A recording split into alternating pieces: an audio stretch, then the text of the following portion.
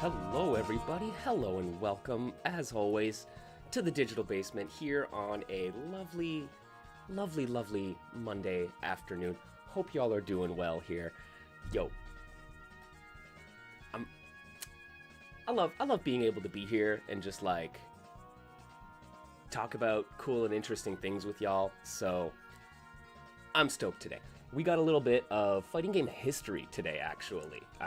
Not too long ago, y'all might have heard of the fighting game Monster, and just a couple weeks ago, Monster got, it was revealed, or it was realized, that a beta to the sequel of this fighting game Monster by 8105 Graphics is actually got released, got dumped onto the Internet Archive. Bless the Internet Archive for like actually keeping the memory of the internet alive.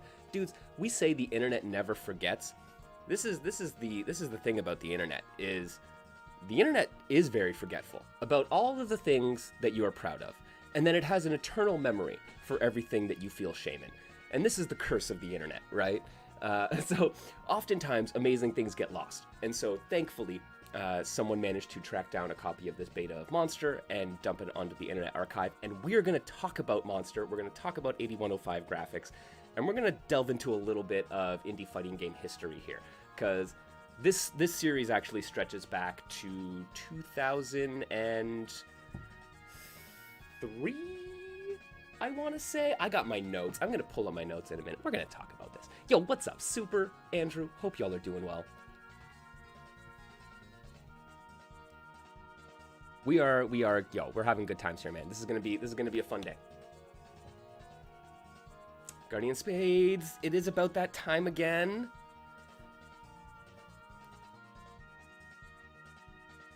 Ooh, no, I did not see your DMs. I will have to check that, Andrew. I will hit that up. Honestly, that's the one thing that I'm not a fan of about the new Discord update, is that it makes it makes noticing DMs way harder for me. I don't know why. Just the way that it's placed, where I usually am in the app, I don't see my message pings anymore. It's super weird.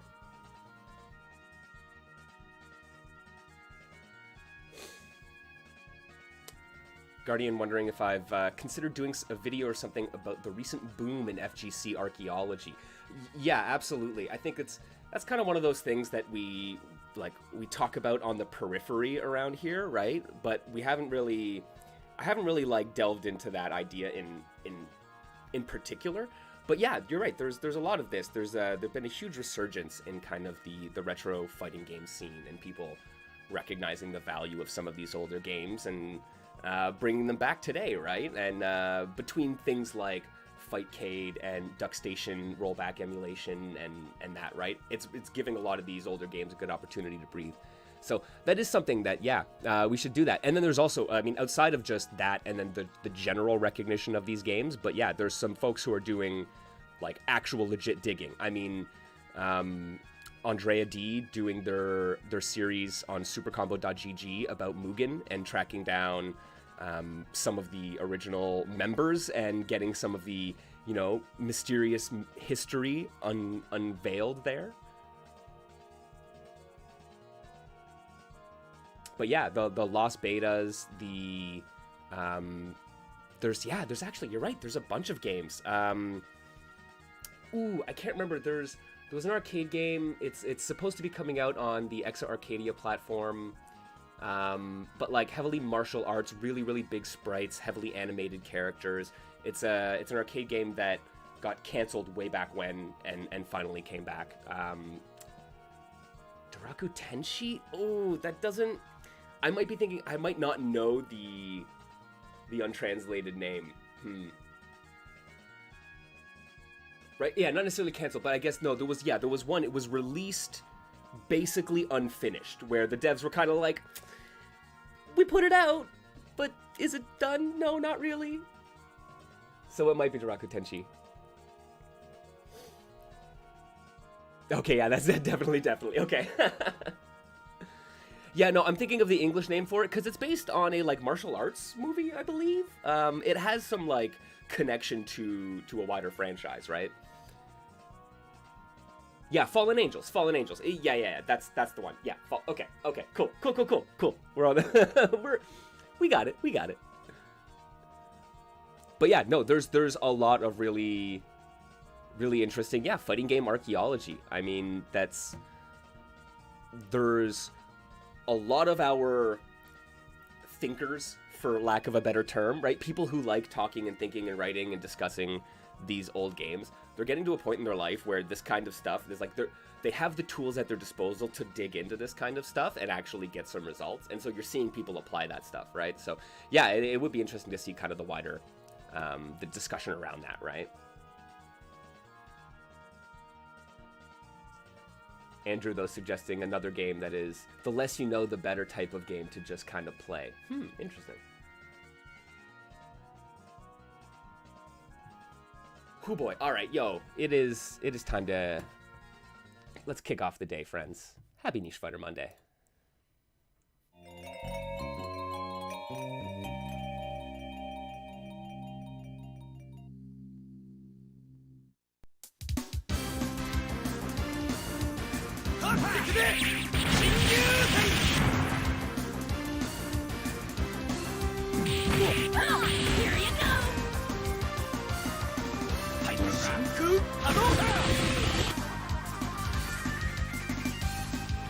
Niche Fighter Monday.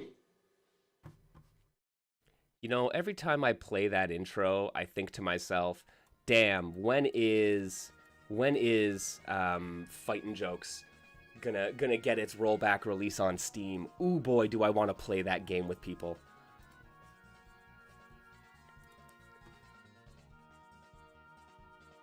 Oh man, it is so much fun. Like I bust it out on the Switch every now and again just to kind of push buttons in it, and oh man, I really we need that. We need that in our lives, guys. It is on Xbox One, I believe, but yeah, the Steam version not out yet. Oh man, I was talking to them last year before Christmas, and they were hopeful to get it out in 2023. And I know the team has been hard at work. Mental Drink, I believe, or Mental Drink. They've been like hard at work doing this thing, but oh boy, like, oh man, we're waiting, man. We're waiting.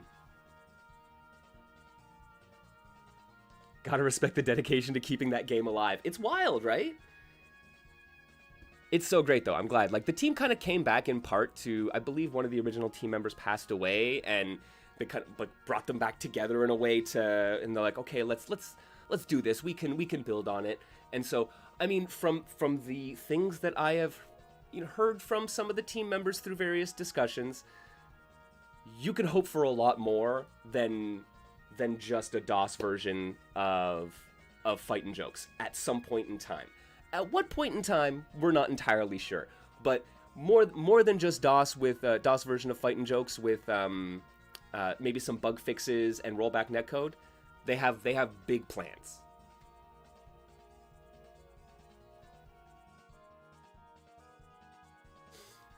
All right, friends. Yo, it is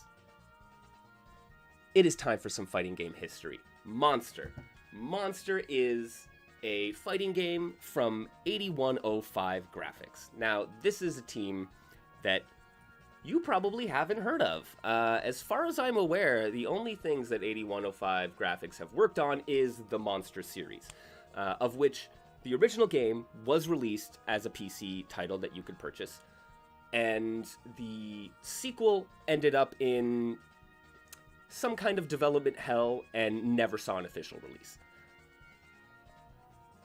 So, what is this game? Who made it? What is happening with it? Why is this important to us in this day and age? Well, it is still a fantastic fighting game, and we just got access to a previously thought lost beta. So, let's talk a little bit about Monster, alright?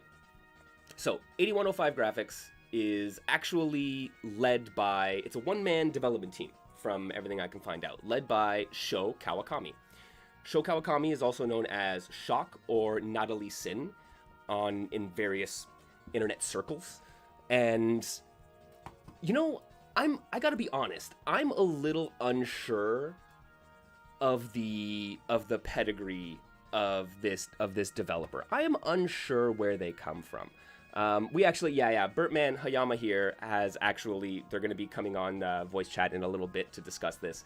But I want to go through a bit of the timeline of Monster and figure out what this game is about. And then we can like pick Hayama's brain, because they were actually a beta tester on the game years and years and years ago.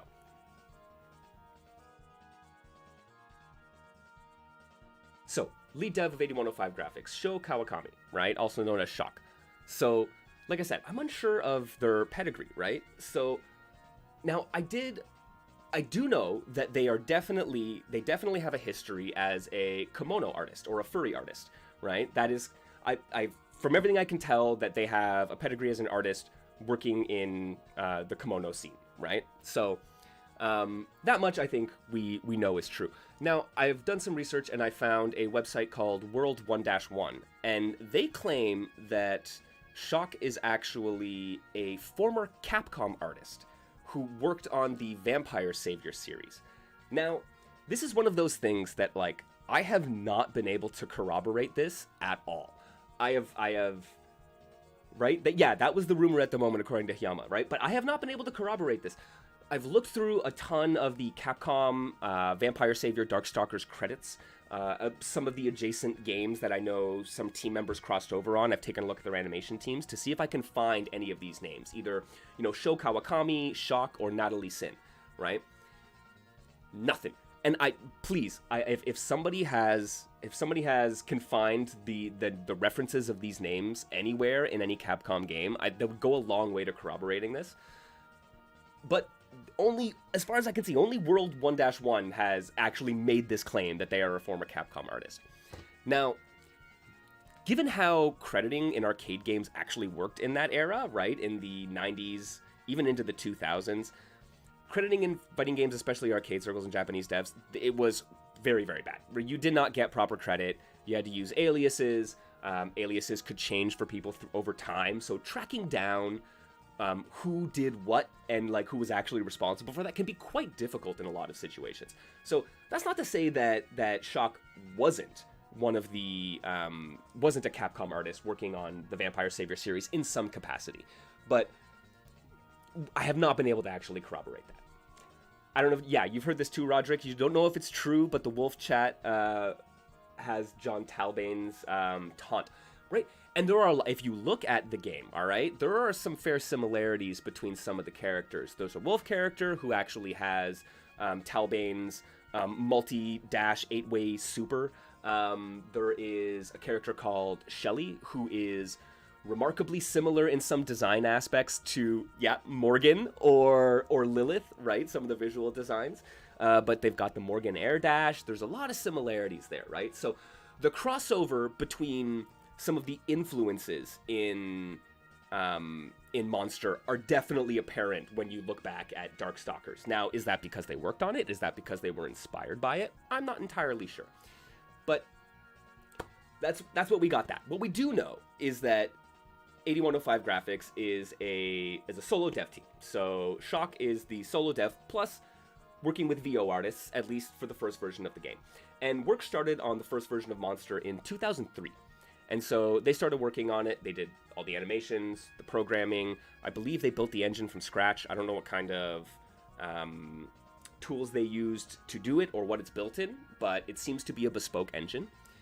And they spent 2 years working on this before coming out with a trial version in 2005. That was actually a paid trial version. So in the intervening years, 2003 to 2005, working on the game, doing some promotion, getting a website up, and then the paid trial version came out in 2005.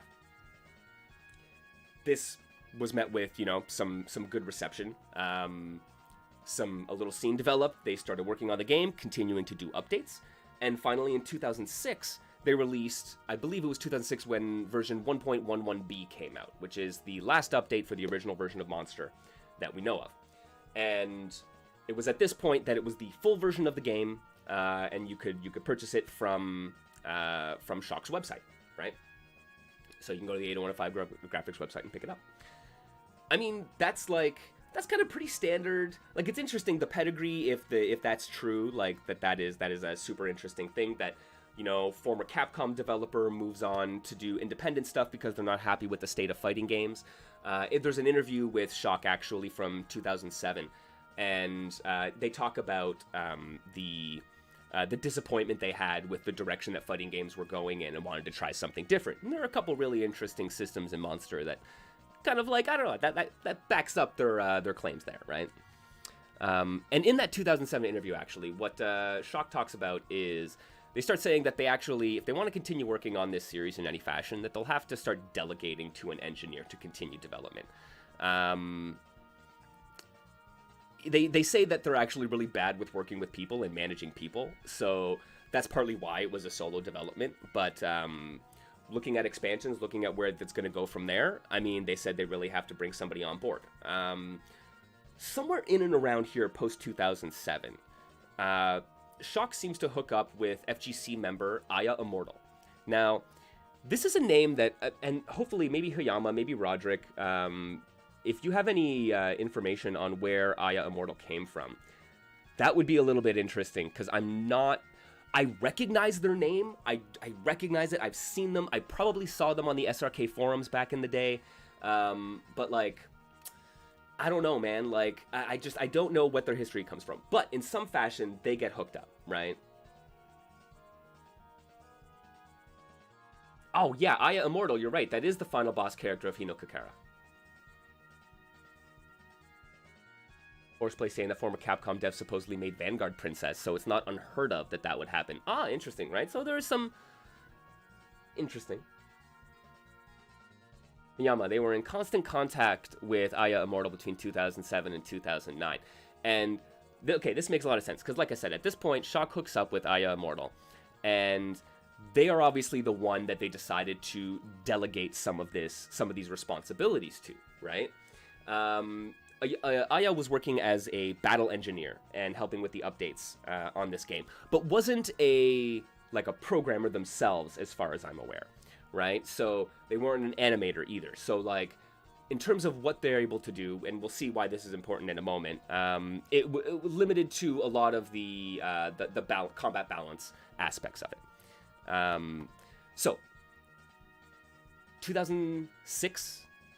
The full version of the original Monster comes out. In 2007, Shock starts talking about if there's going to be a future for this franchise, that they're going to have to start working with other people and delegating some of these responsibilities. In comes Aya Immortal. Which we're going to have some fun stuff to talk about. All right. And they start helping with the updates. Now, in 2008, it is announced that an arcade version of Monster is in the works. This would be Ancient Cline. So the update, the game that we're going to be playing in a little bit, Monster Ancient Cline. This is the 2008 arcade version. Now, it was destined for the Examu, or the X board, made by Examu. And they are a studio and publisher who released both Arcana Heart 2 and 3 on the EX board arcade platform, as well as a Demon Bride game. So some history there. Quick side note, I actually find it really interesting that Examu has Arcana Heart 2 and 3, and they're the folks working with kind of indie doujin devs in this like late 2000s, 2008 to 2012 era, right? And then these days, we have Exa Arcadia working on the Exa board, working with, lo and behold, Arcana Heart, the devs for Arcana Heart, and they have a version of Arcana Heart on there. They're working with Light Green 8 for Dynamite Bomb, and Project Atsuki for Axel City, and getting those games and those doujin devs into an arcade platform. Very, very interesting like similarity and parallel there between what was going on with the arcade publishing scene at that time and what's happening now, actually. But that's a little bit of a side note.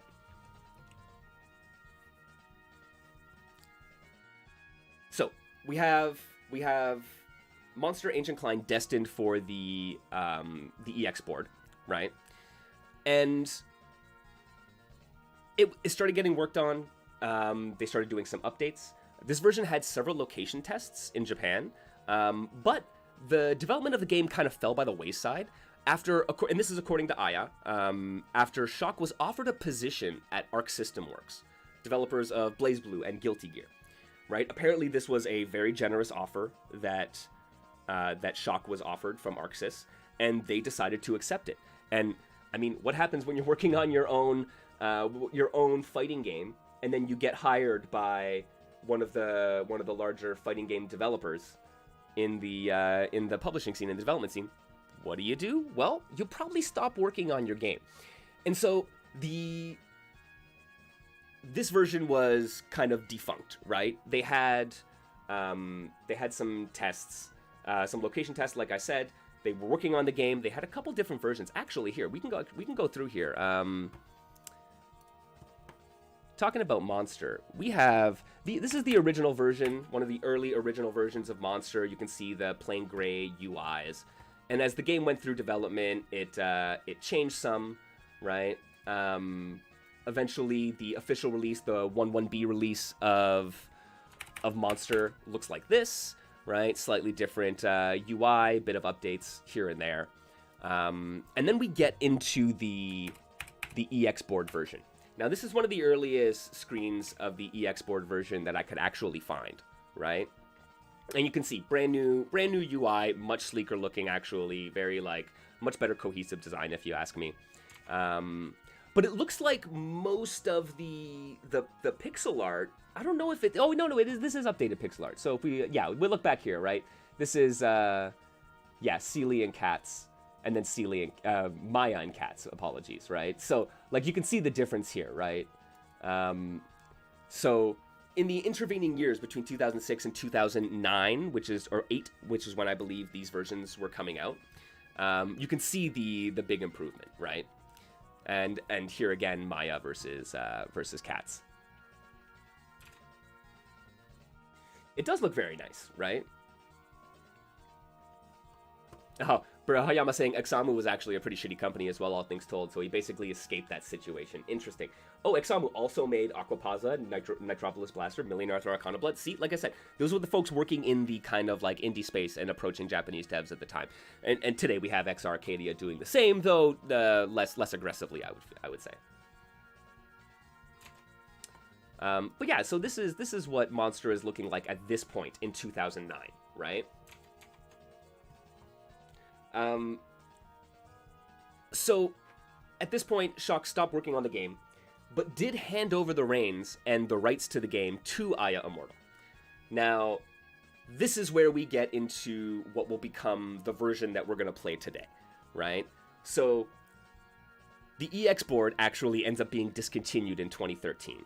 And by that point, by about 2010 to 2012, Aya has been working on a version that he says will become the Steam version of the game. And this Steam version of the game would be free to play, and it would include rollback netcode. So that's kind of where they're at this point, right? They have shifted from it's not going to be an arcade release. The original one was a PC release. Okay, we can do that. Where are PC games at in 2010? Well, they're all going to Steam. So, right? So that's it.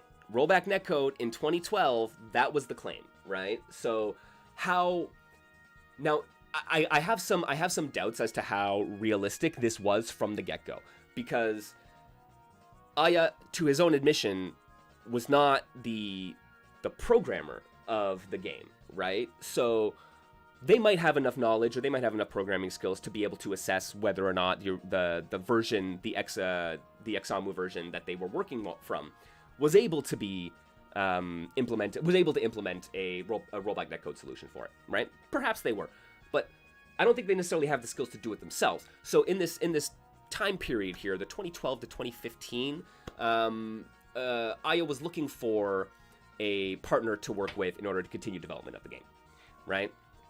Rollback was way before that. It's true, Hayama, right? EFZ had it. Melty already had it.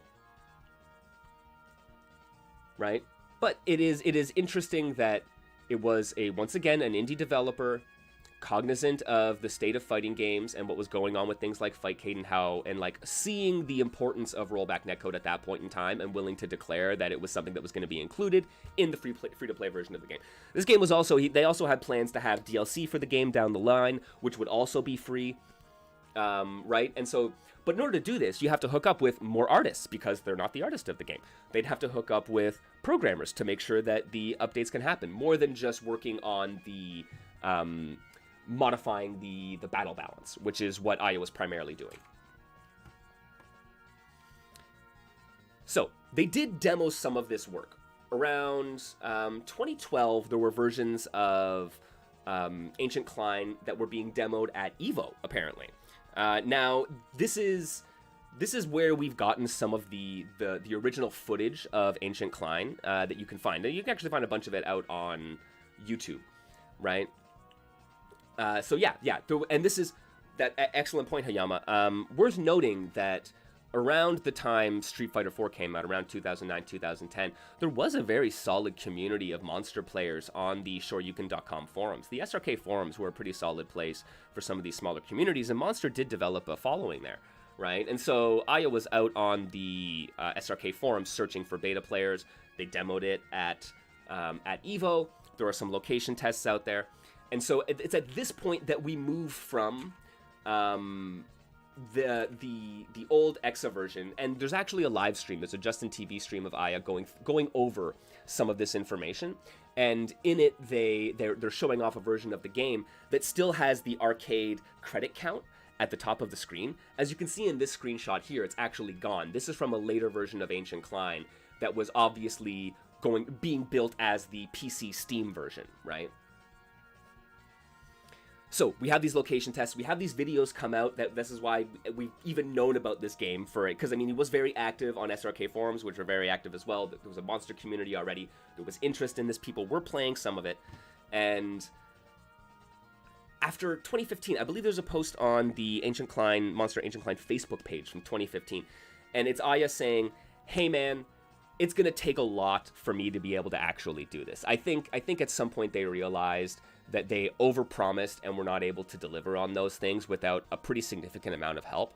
And they did an appeal to the community to see what the community support was like, to see if there was anyone there who was able to help out. And that if they reached some kind of threshold of likes and reposts on Facebook, that they would be continuing development. And then ghosts, right? It goes quiet. So... and ad time. How perfect. Okay.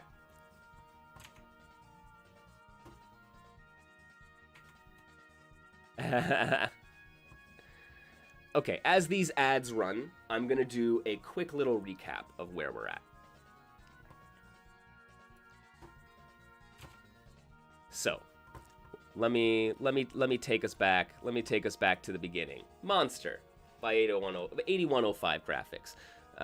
Sho Kawakami, also known as Shock, who may or may not be a former Capcom artist working on the Vampire Savior series, leaves Capcom to work on their own game. They are a kimono artist, which is a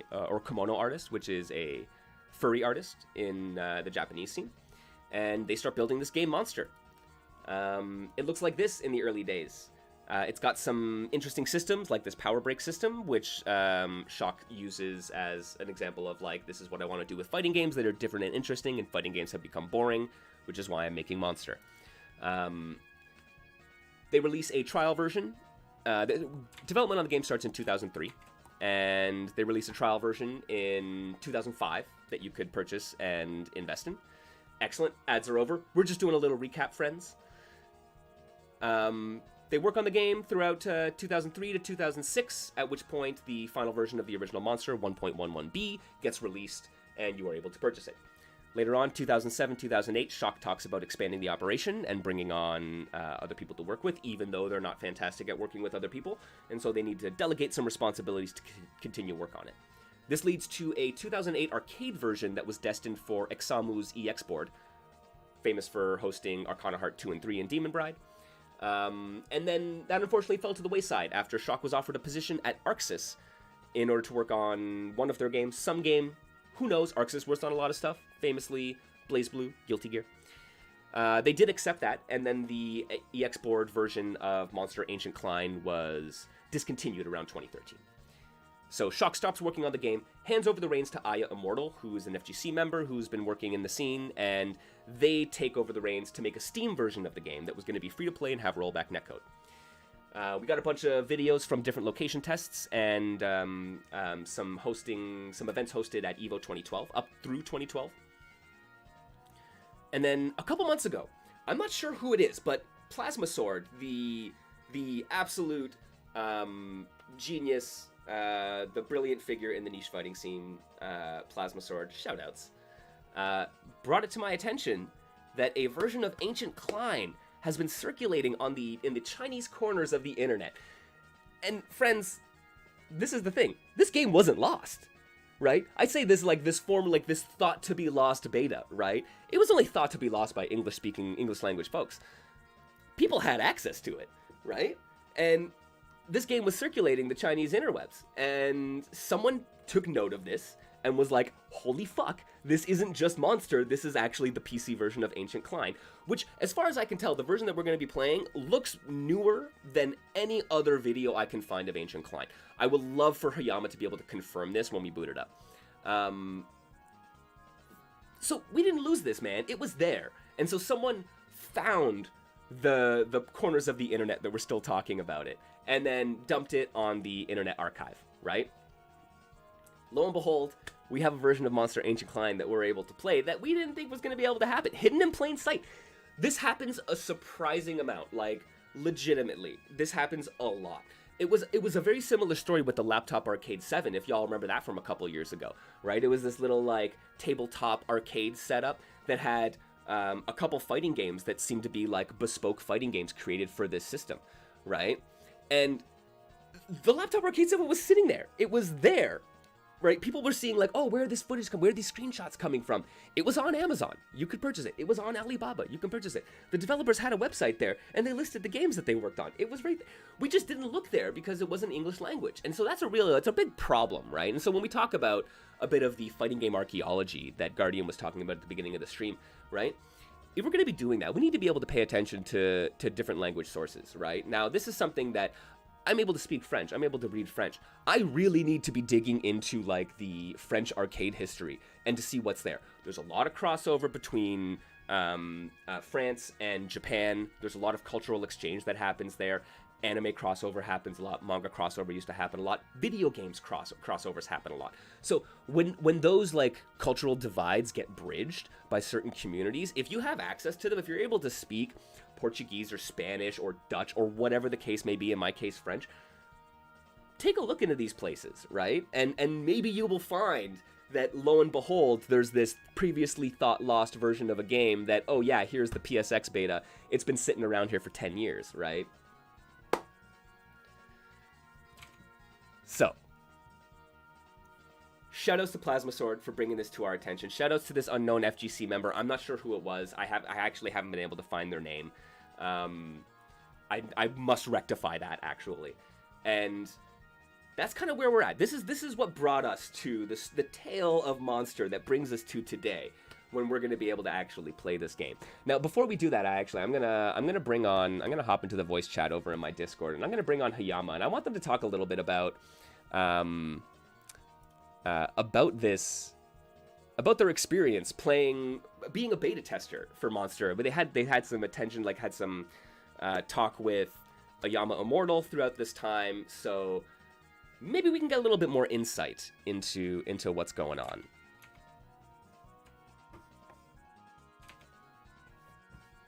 Here. Oh, hello. Hello, man. How you doing? Fine. Well, first of all, I will try to do my best because English is not my language, but here I am. I appreciate it. I appreciate you coming on and talking a little bit about this. Yeah. In fact, I'm kind of surprised that the game is receiving this. I don't know if I can say this is a revival of interest in Monster, but yeah, like a week ago, Epsilon Eagle told me, did you know that someone found a Monster Ancient Cline beta? And I was like, what? Really? And I saw the link and it was true. So cool. Really cool that we finally can play it again. Absolutely. Because, yeah, the original Monster is a super beautiful, super interesting game And it's always a shame to know that like Ancient Cline it was being worked on for years before just kind of disappearing into the ether, right? And it always sucks to see a game just kind of die like that. And at least now we get to like play it ourselves and see what it was all about and see where it might have gone. Yo, what's up, DevStep? Welcome to the show. No, Guardian, this is not the dev. This is Hayama. For those who don't know, yes, also welcome to Hayama here on stream, known as the Burtman in chat. They were a beta tester for Ancient Cline 10 years ago now at this point. So Hayama, I would love for you to just tell us a bit about like how you came to be a beta tester for the game and what that was like. All right. Well, first of all, I want to say that at that time I was really into doujin fighting games. That was a time that I played Akatsuki Blitzkampf, and Big Man Beat, and Melty Blood, and games like that.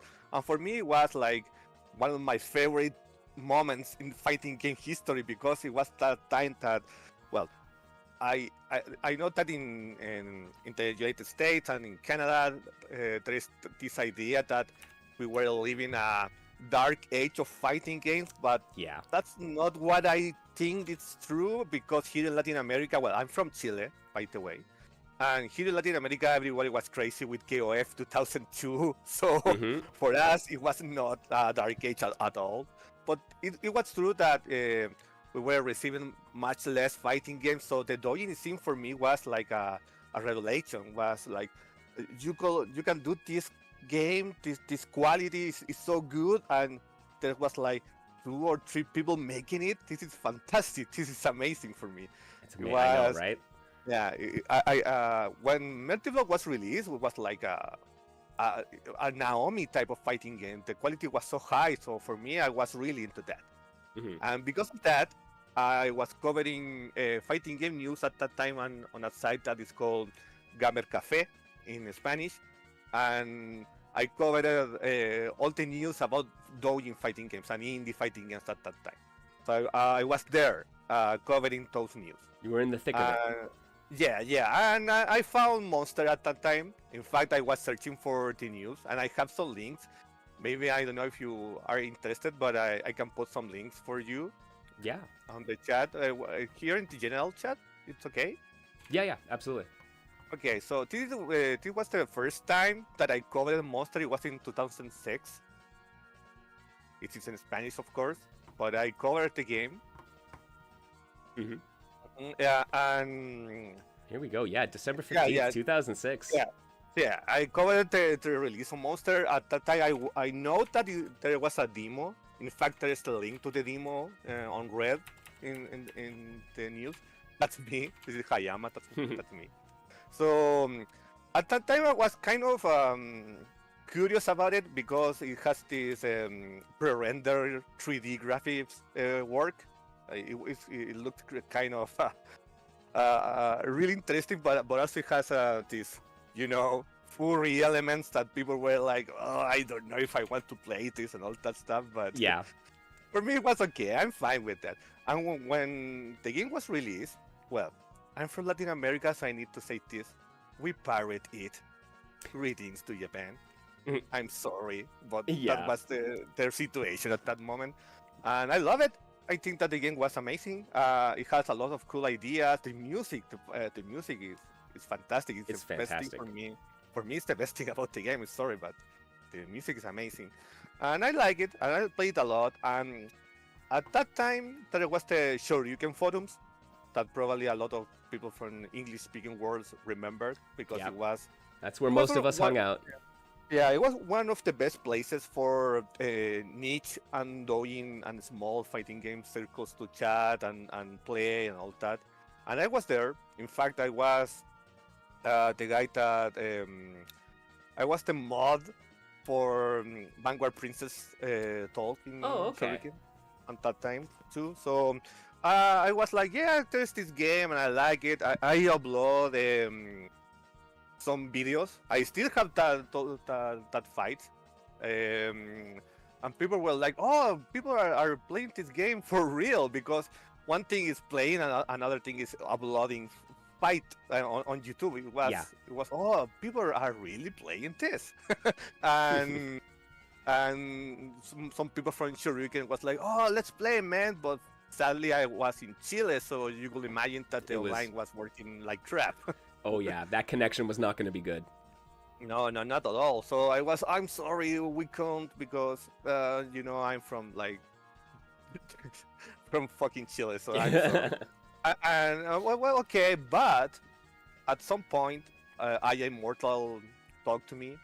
As you said, I Immortal was heavily into doujin games. His nickname is from Hinokakera. Yeah. Which totally explains, because I was like, why do I know this name? And I couldn't place it, right? And I'm like, no, that's it. It's a Hinokakera boss. All right. Yes, it's from Hinokakera. So he was really into niche fighting games. Yeah. And he was like, this game is really cool. And I talked with the dev. At that time, I didn't know that his name was Shock. That's the name of the developer. Yeah.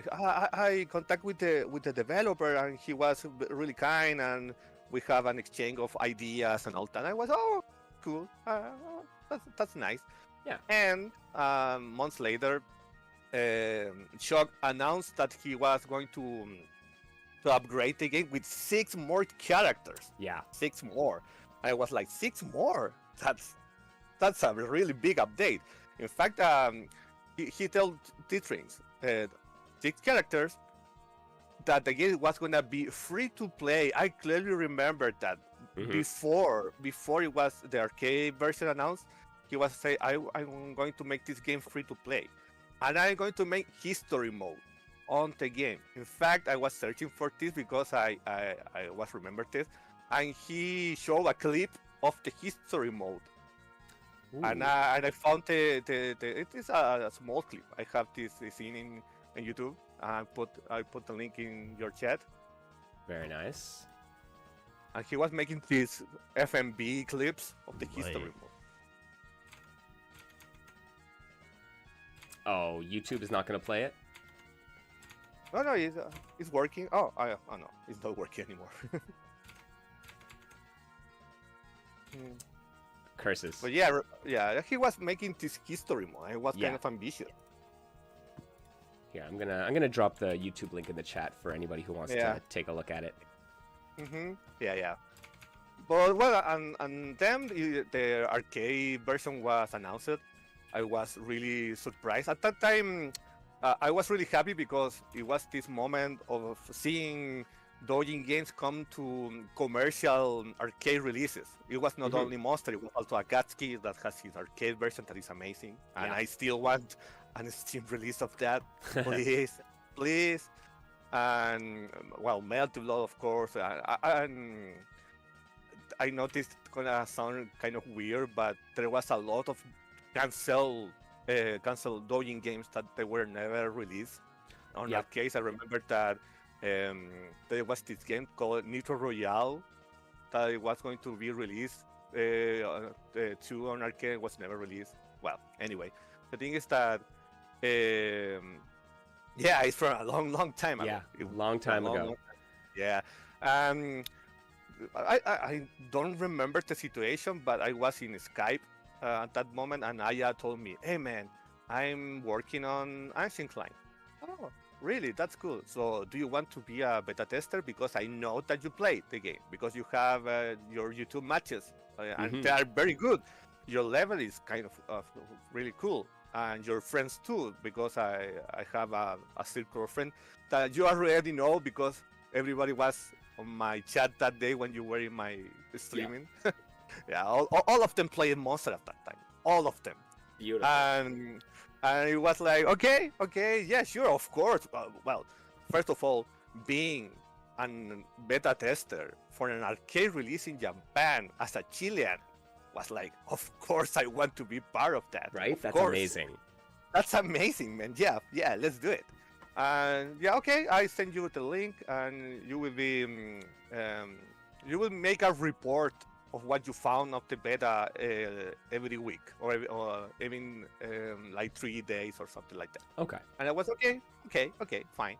and he sent me the link, and I played it, and I was shocked, not pun intended, playing the beta version. So that beta version that you first played, it was destined. That was the Examu version, right? It was the Examu version, yes, with that new bars, like that fire thing bars, like. Yeah, I think it's the one that I have up on screen here now, right? I'm not 100% sure if it's exactly the same game that was, leaked last week. Oh, that's true. Yeah, this one doesn't have the credit counter on it, so it might be slightly newer. This is what I'm hoping to be able to try to find some. I want to see like what the process was, right? If we can track down some of what were the different versions like as it went forward. Well, the thing is, are you going to play the beta today? Yes. Well, I clearly remember that when you press F3 or F4, the game shows you the bug info. Oh, beautiful. So maybe if you test that, you will find what version is and what version is for real. Oh, okay. I'm gonna take a look at that because it's display system data. You're right. I clearly remember that one of the F do that.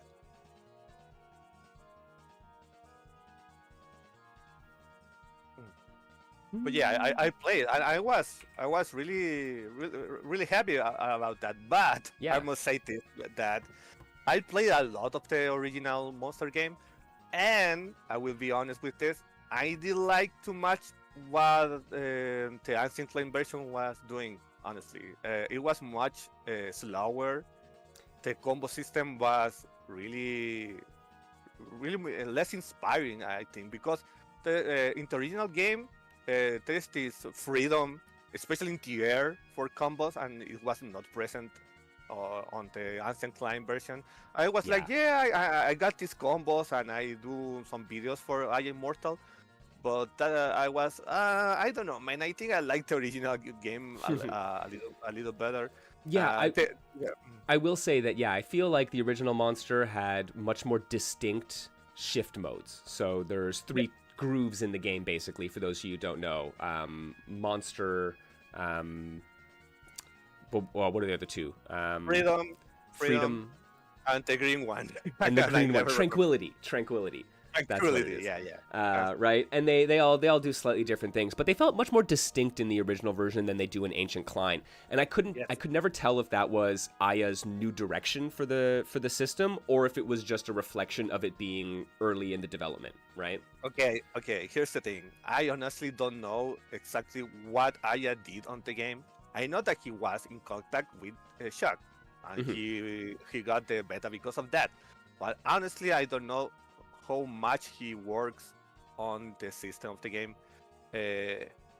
For me, it was kind of sleazy. I don't want to say that it was doing something wrong or something like that, but I always had this idea, and I could be wrong, that his so-called beta test for Shuriken forums was more like, please don't tell anyone at Examu that I'm doing this. Interesting. So yeah, you felt that because Aya definitely says that he got all of the rights to the game from Shock. But that was past that. After that. Okay. Oh, okay. So yeah. Okay. So you're saying that. Okay, so you're saying that he before he got the rights, he was just working with Shock, but was doing this on the side. Oh, yeah, when I played the beta, the arcade version was still on development. It was not canceled. Yeah, and I was really happy, but it was like, I'm playing a beta version of a Japanese-only release. This is weird for me. I'm not saying that it was something. No, he break a contract with Examu or Shock. I don't know, but it was weird for me, and it was weird for everybody involved in the beta. It was like, is this really legal? I don't know, but we are doing it anyway. And it's one of those strange things that when you're one step removed from the actual developer of the game, it's hard to tell how how close to Shock's wishes was Aya actually, right? It's really hard to tell. And it could just be that Aya was like, no, they got permission to do this.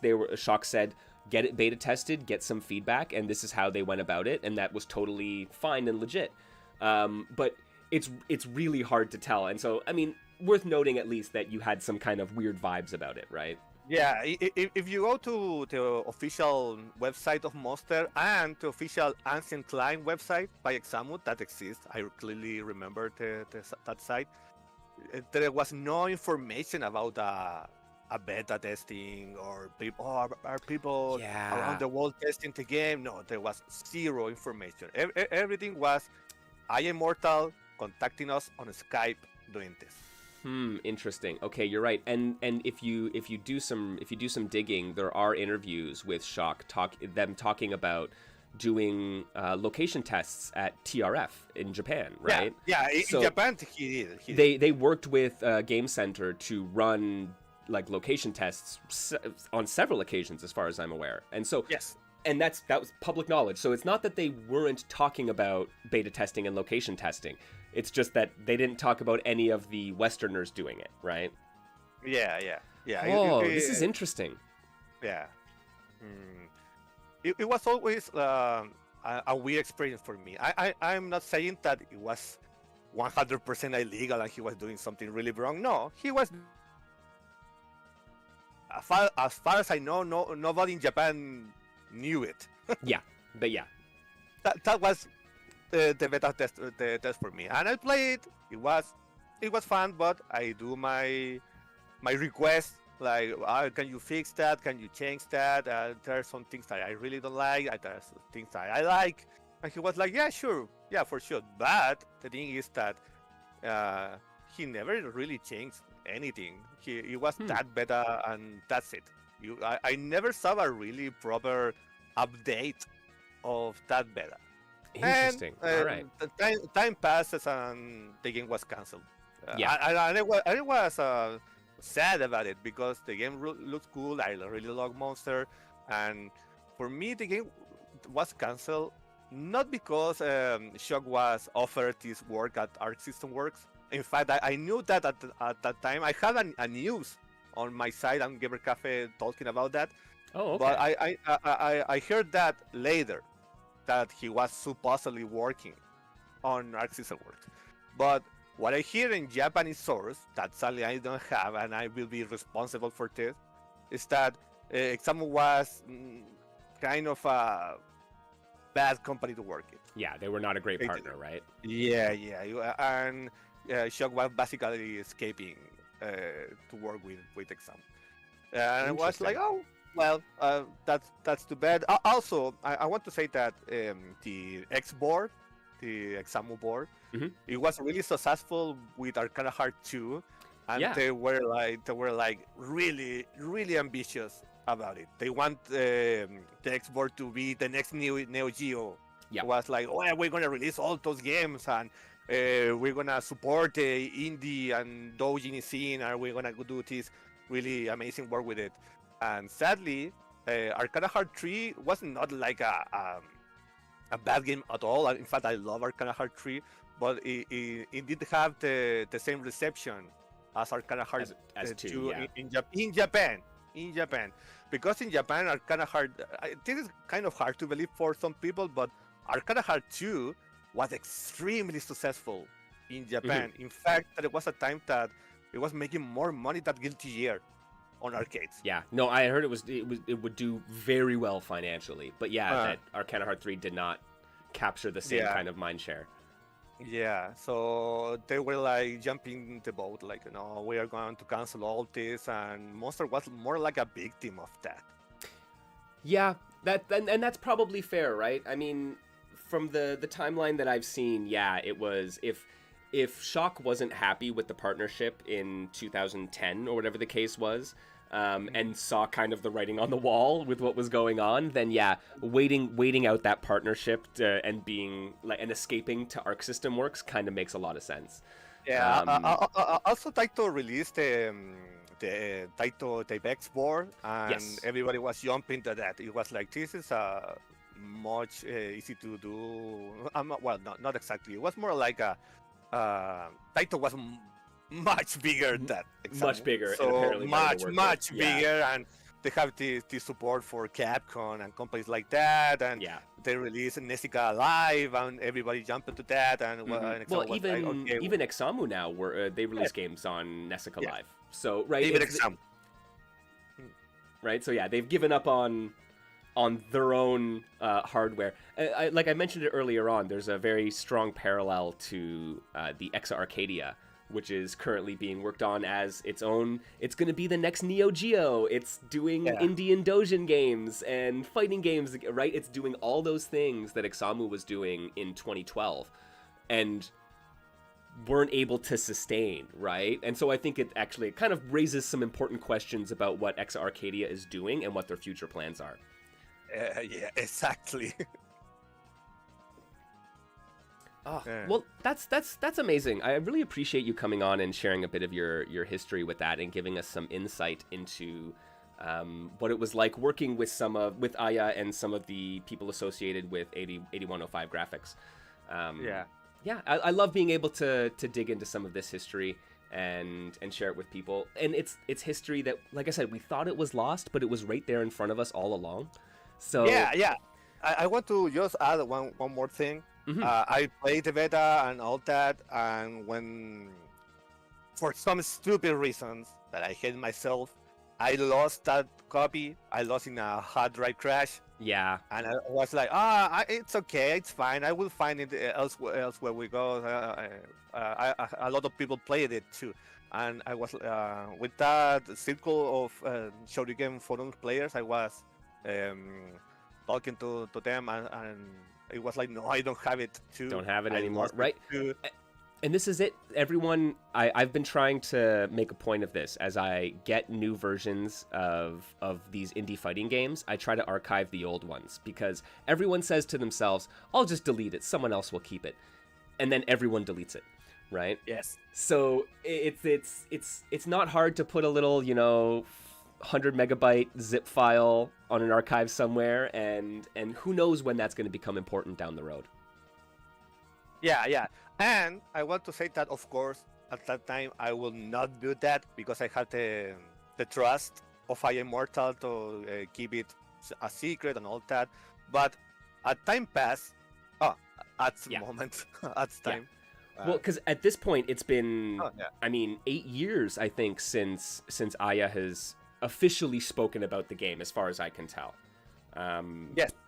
So I mean, that you're reaching abandonware territory here, right? And this is the time for archaeologists, for internet sleuths to start bringing this stuff up. Yeah, but for me, it was because I started to think that Aya was doing things and I'm not really too fond of it. First, I remember that 2 or 3 years later, he was like, "No, I have the right of the game." Okay. Yeah. And I'm going to do my Monster Ancient Cline, and I'm going to release for free, and I will put rollback, and it will be on Steam, and everybody will going to play it. And I was like, okay, fine, do it. And time passed, and no news. I was in the Monster Discord because they got one. Yeah. And I was like, hey, any news? No. Any news? No. I was totally silent. And time passed, and people was like, did he really got the rights? Like, Right? or maybe he did it, but the thing is, but for me, I will say this, I will be responsible for this, but the monster situation reminds me a little to the Vanguard Princess situation, that it was supposedly by the American company called Ego Manga. Mhm. And released on Steam, and it's a piece of crap version. do not buy the Ego Manga version.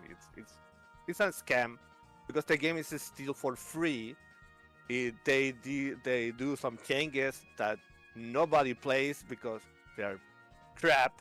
And if you go to Mizumi and places like that, they will tell you exactly the same. Do not play the Ego Manga version.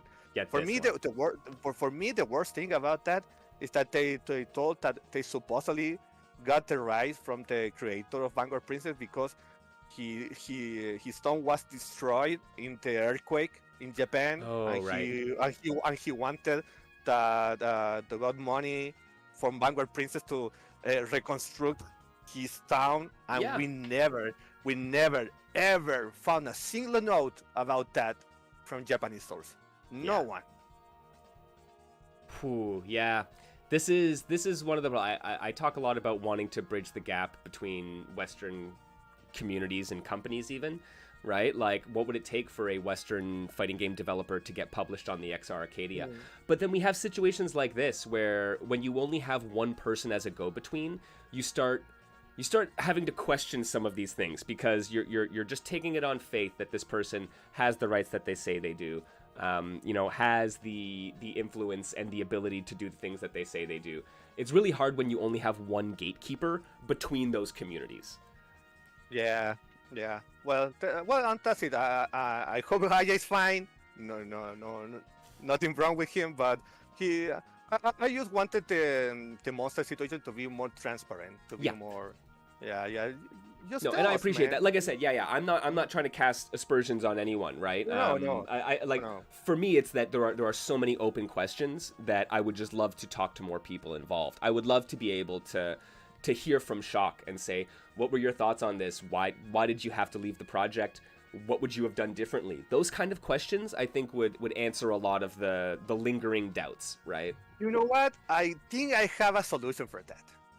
I have it. The thing is that Monster was made by Shock, but two designs are not made by him. The Morrigan type character. Oh yeah, Shilly Winter. She was not made by him. Oh. He has a guest doing it, and I think another character too. I think it was Alexander. Well, the thing is that I was researching that some years ago, and I found that the girl that do the voice acting from this character, he still has her website on it. It's still up. It's still up. So it's still up. I would try to find it. So maybe that would be interesting. Someone can say, "Hey, we know that you're working on Monster. Can you tell us about it?" That would be that's a really good point. There are several voice actors who worked on the game. Though just as voice actors, they might have some information or some contact or some insight there. That's a good point. Yeah. Okay. That's one way to do it. One of the animators, one of the voice actors. Yeah. Well, I guess we have some more internet sleuthing to do then. Yeah. Hayama, thank you very much for coming in and sharing this. I really appreciate it, man. Have fun. It's always a pleasure to talk with you and enjoy Monster. It's an amazing game. And greetings to the chat. Absolutely. Thank you, man. All right, I'm going to let you go. I'm going to take a little bit of a break, grab a drink, and then I'm going to come back and play some Monster. Yeah, we'll see you because I'm interested in your combos, man. Excellent. All right, take care. Okay, bye-bye. All right, friends. That's it. That's what we're doing here. I'm going to be right back. Take a little stretch break. Thank you for joining me here with the for the history lesson. Take a stretch break, grab a snack, grab yourselves a drink. We're going to be back. We're going to play some Monster Ancient Cline. And then a little while later, we're going to hit up the Granblue and see what that's all about. All right, friends. See you in a minute.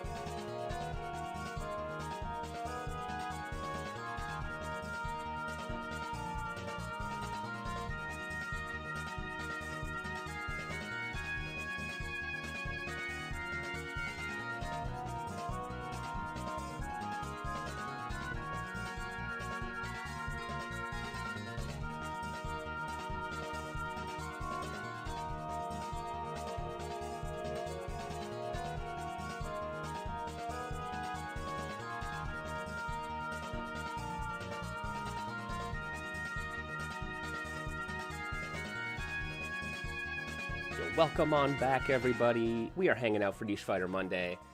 We are playing some Monster Ancient Cline. Finally, after 12 years, we're finally able to play this game. Yo, what's up, everybody? Thanks for joining me here in the Digital Basement. Yo, for anyone who doesn't know, I'm, of course, MrMKL. This is the basement. Y'all are fine, fantastic people. You can hit me up on the Twitters and on the Patreon. And yo, maybe if you got one of those Prime subs lying around for Christmas and you want to treat a little a content creator, sorry, yo, I was called a content creator the other day, and I was kind of shocked. I'm like, wait, who? Me? I'm just a guy who talks about these things because I like them, but it's like, no, I am. It's official. Look at this. Yo, Foxy, what's up? Thank you. I hope you appreciate I have my rupee lights. Yo, Roderick, thank you for the sub. Much appreciated. Yo, legitimately, whether you come by and hang out and chat, whether you drop a sub or you hit me up on the Patreon, I really appreciate it. It lets me keep doing more of this, and I'm very excited to be able to do that. So, yeah. Happy holidays, y'all. But legit, someone was like, yeah, no, content creator, right? It's like, ooh. I forget that's a thing, right? And I'm like, cause like, I think about the content creators and I'm like, I am not Matt McMuscle. Like, I am not fucking Rufalmonger or whatever it might be, right? Like, those guys do amazing work, like Theory Fighter, amazing work, right? But I think of those guys as like the content creators. Maximilian is a fighting game content creator. And I'm just like, I'm just a dude in my basement, man. But I appreciate you hanging out with this dude in their basement. All right, yo, let's get into it. Let's get into some Monster.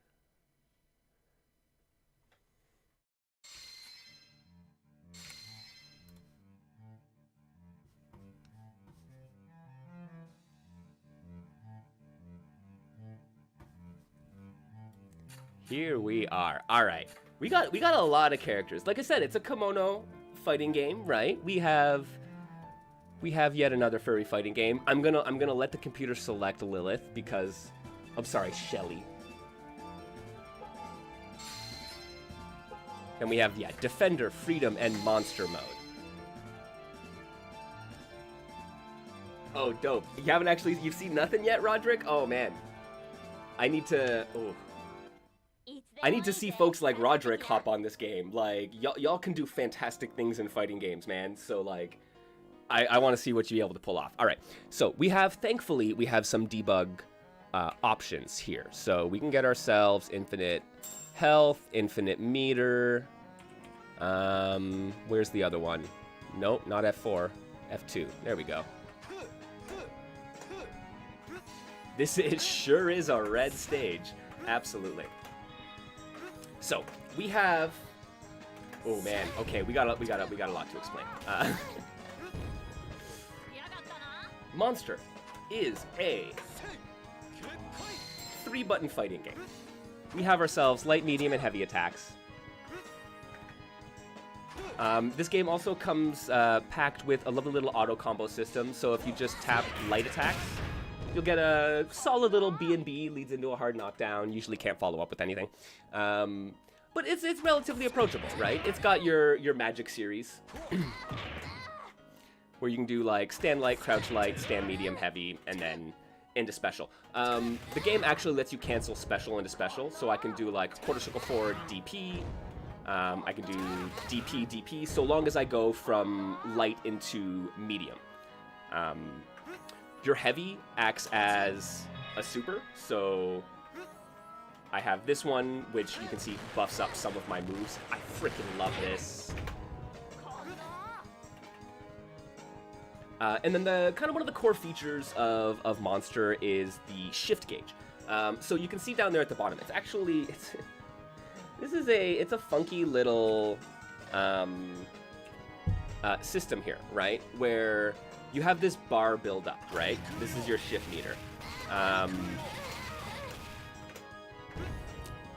once it builds up, you're able to shift into whatever mode you selected. So we talked about there's Tranquility mode, there's Freedom mode, and there's Monster mode. And these are like grooves, like CVS grooves, right? And they give you slightly different abilities. And so what you can do is you can use it as a rapid cancel. So you have your ABC, and then you can use your shift button, which is your D. And boom, pops into that, and you do this little rapid cancel, right? When you're in this mode, in Monster mode in particular, you actually gain access to a fireball. If you hold down, if you tap it, you get this little burst. If you hold down your D button, you can charge up a fireball, which apparently doesn't have any damage scaling on it. Might be more close to the alpha isms. That's a fair point too.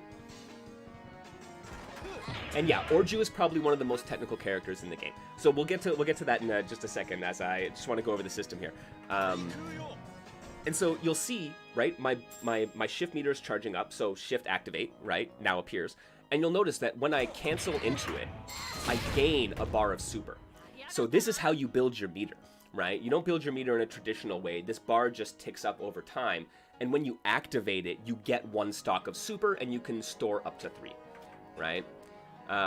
Characters have level 1 supers as well as level 3 supers. So, right, this is a level 1, and I can cancel into it again and again and again, and it actually has different follow-ups, which is kind of cool.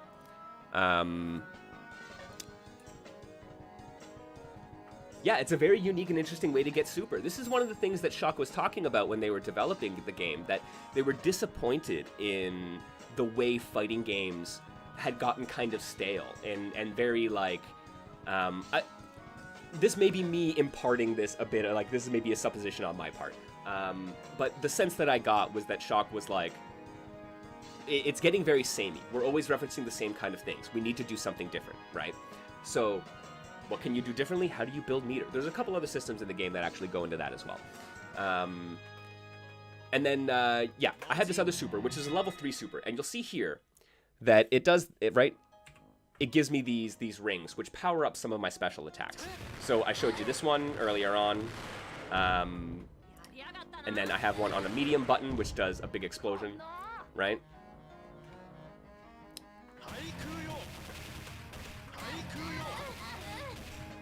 Is it off? There we go. But you'll see, when I can use that same super, and it'll still work as a level 1, right? But it gives me this blue ring and the blue specials.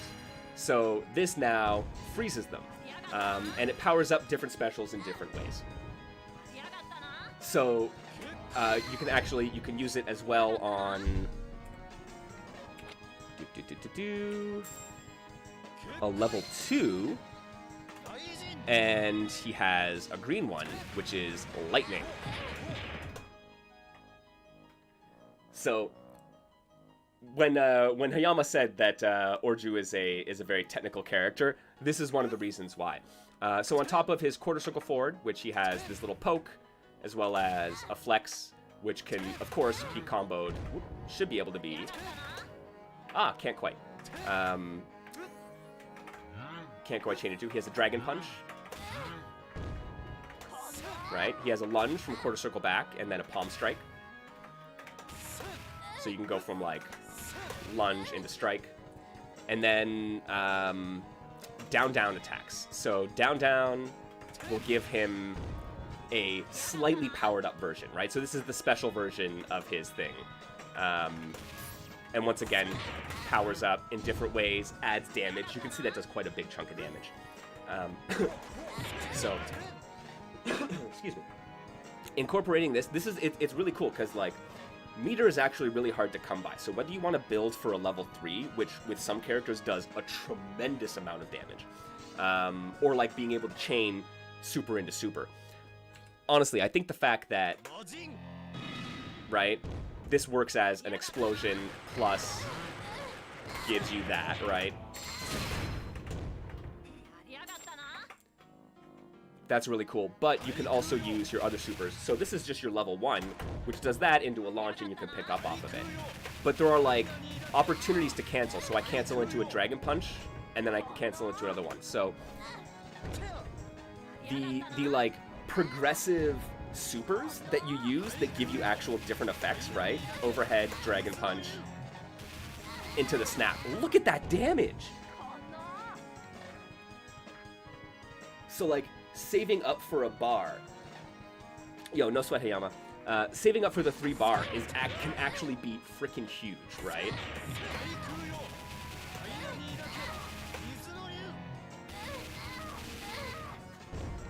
That's just ABC. But getting there means you have to have this bar fill up, right?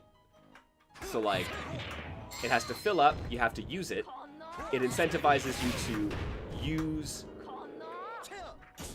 this fireball thing, right? Use your meter, and then it starts building up again. And you can see that doing attacks or anything doesn't actually increase the speed at which you regain the bar.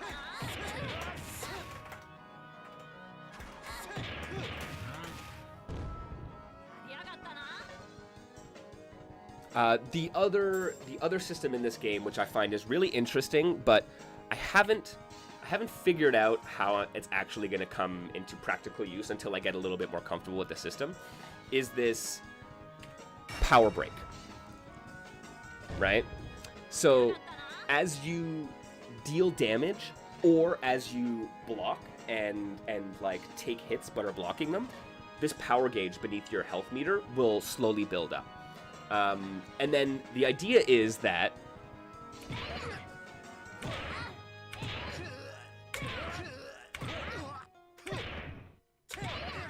you're supposed to... I can't get a clash to work.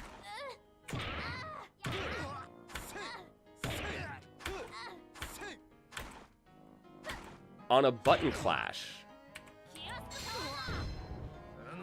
this activates. So if I have this built up and I manage to clash an attack with my opponent, they will go into this state, which lets you get a big juggle opportunity, and like an easy confirm and a big juggle opportunity.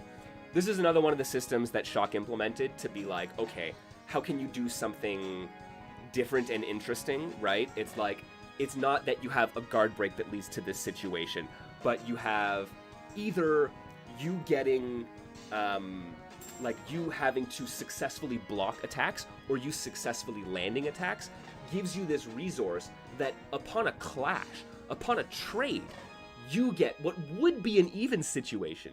You now get a huge advantage, right?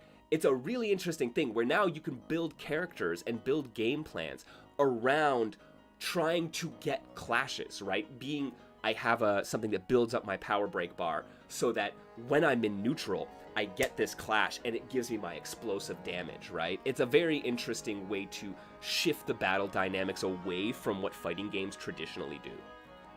Yes, Mohast, furries are eternal.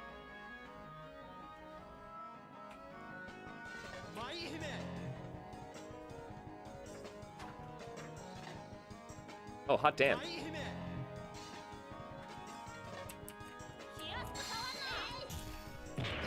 Interesting. That's apparently my taunt.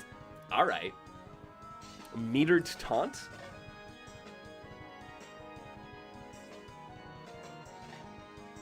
The standing image gives these folks some heavy breathing, right? Highly, highly animated. But yeah, Lilith / Morgan here.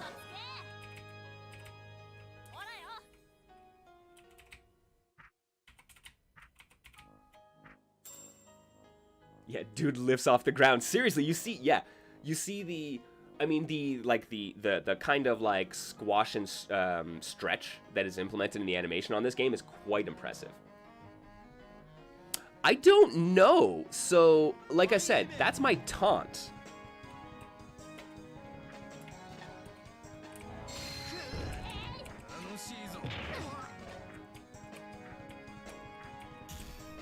Sheely Wiener.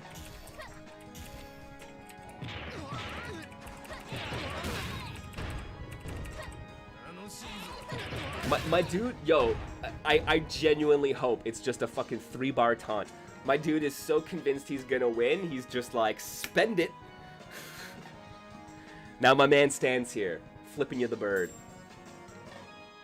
Yeah, the sprites should probably disappear. All right. Let's reboot here. Let's check out some other characters. Like I said, we've got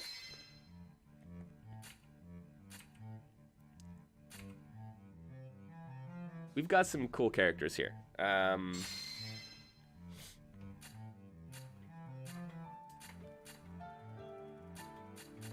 Fill the screen with taunts. Absolutely.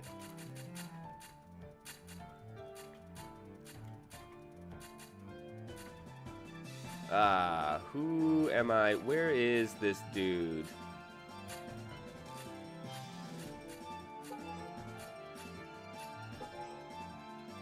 I think it's him.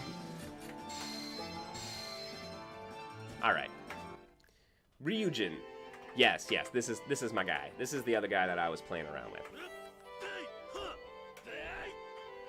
Right, so we were talking about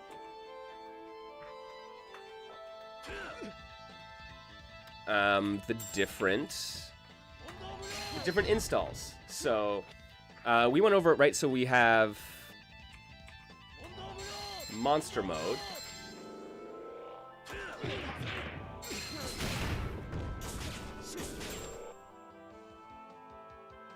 Which gives you a little short blast, an anti-air blast, which all takes down like some percentage. But you can also like charge this fireball by holding down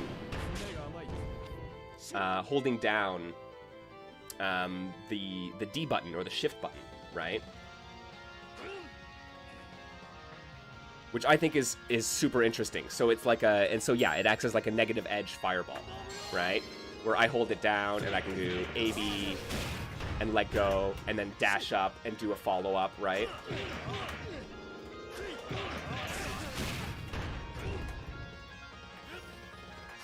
Ooh, worth noting, there's also dashing attacks. So you're, right, dash light can cancel into medium, dash medium into heavy, dash heavies can cancel into specials. Very, very cool. I like it. This isn't even my final form. Lovely. All right, so yeah, little B&Bs, right? So like it's a Magic Series game. You can cancel specials, light specials into medium specials into supers. So you could do stuff like this. Oh, I missed the super.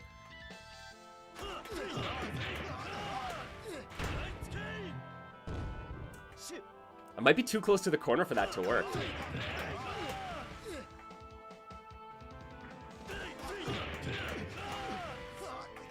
Oh, gotta wait.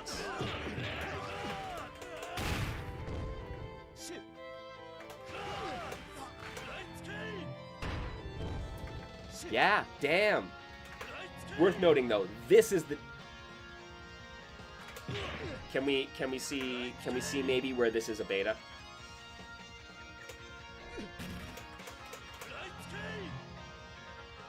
My guy.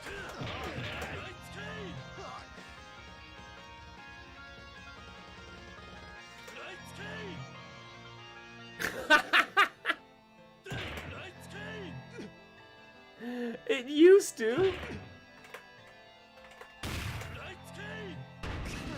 There we go.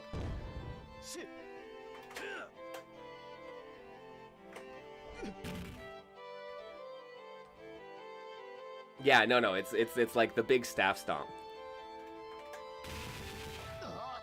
So yeah, this guy, he's a bit of a big bruiser, right? So he has this multi-hitting staff attack, which unfortunately doesn't combo from any of your normals. So you usually have to do something like this, right?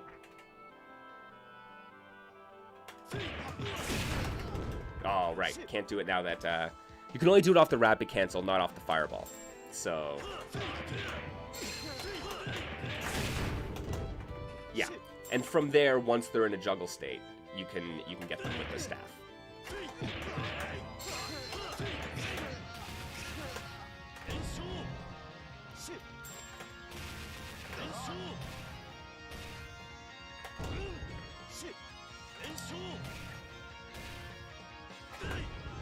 So yeah, gorgeous animations, right?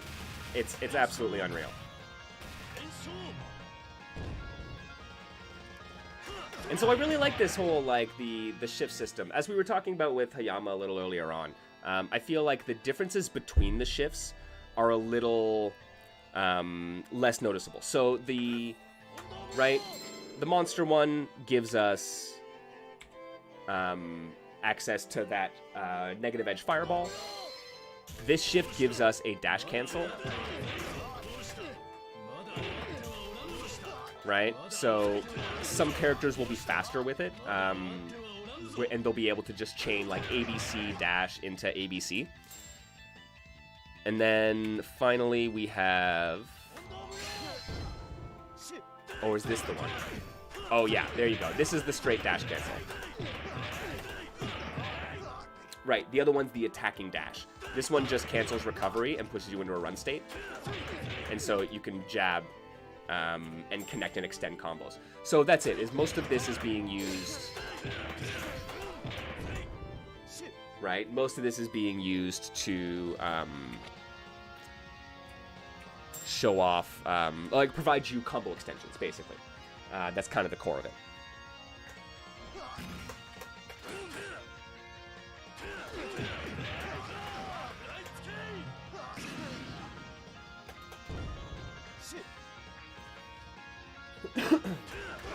But yeah, I think in part because supers are so ridiculously damaging, this game actually it's relatively difficult to get super bars.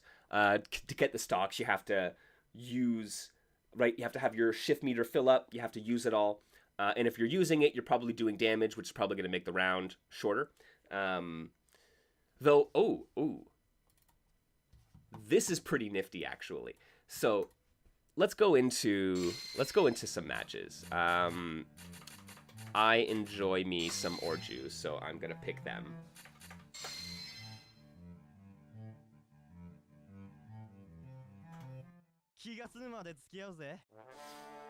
The way this game actually handles the things between rounds is super cool. Damn, look at that air counter damage.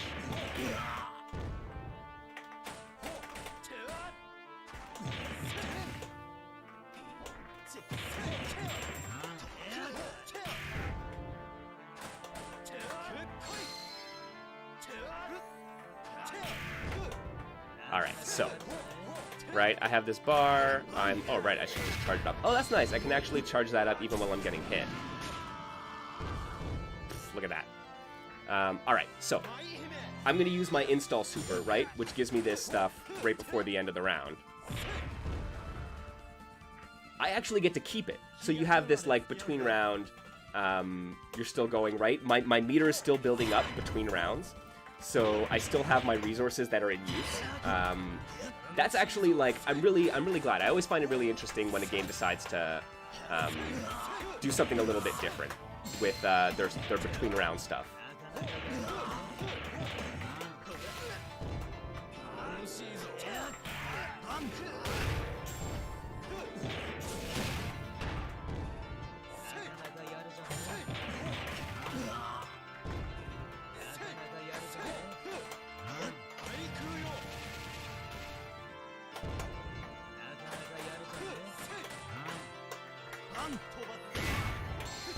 Damn.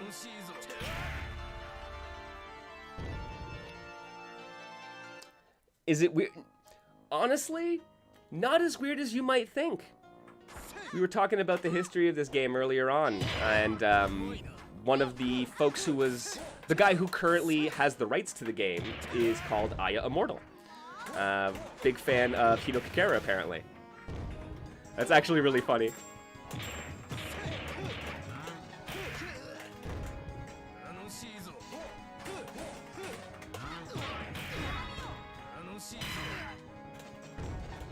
Yo, she sent me to space?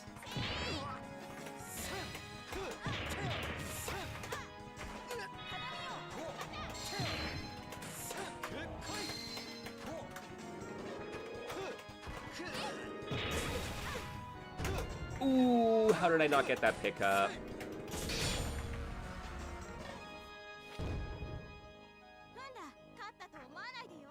Yes, you absolutely can expect. You can actually, so you can cancel your light specials into medium specials, and then your heavy is heavy specials will be supers, and you can indeed cancel super into super. Comme ça.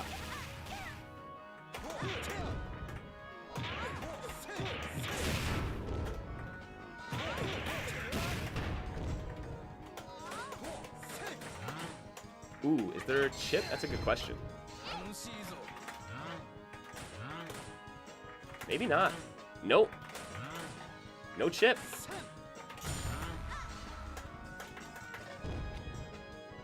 I like that. That guard fault is actually, it's the indication that you blocked incorrectly. So if you're getting like a bunch of mid strings and then you get hit by the low, it like indicates that you got hit by the low.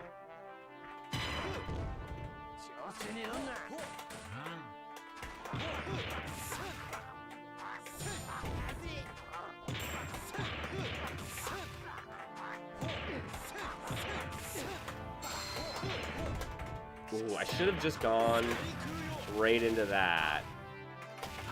And then DP, DP. Yeah, I think that's the play. I think that's the play. Yo, that throw did no damage!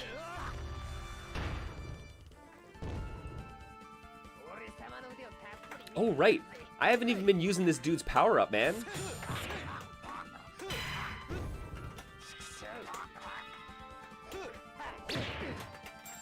Yo, we got some friends of Hinokakera in the house though. That's for damn sure.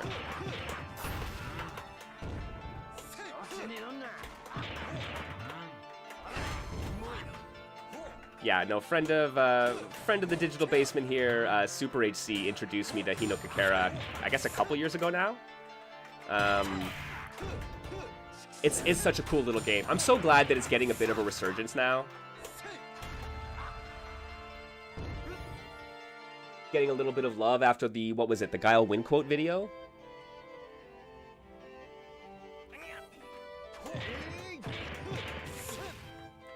Oh, my dude, how did you take so much damage?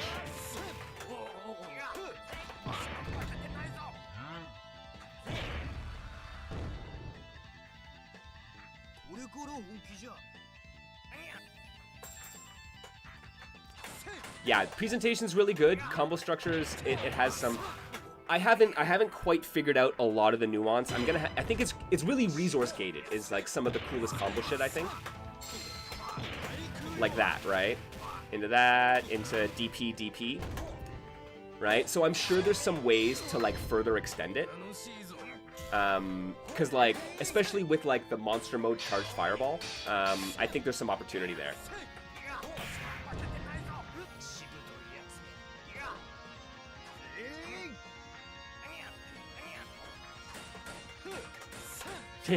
Guile win quote better cover Murfight or you're gonna throw hands. I'm surprised they haven't yet.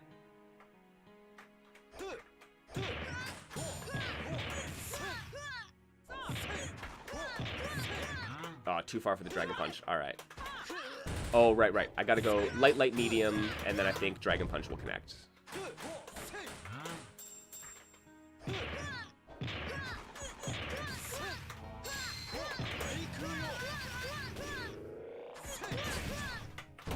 Oh shit, there's the follow-up. Yeah.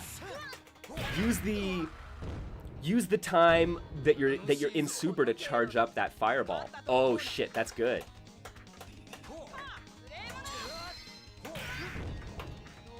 Oh, also, the game has universal double jumps, which means you can like jump in with a button and then just double jump out of it to continue pressure.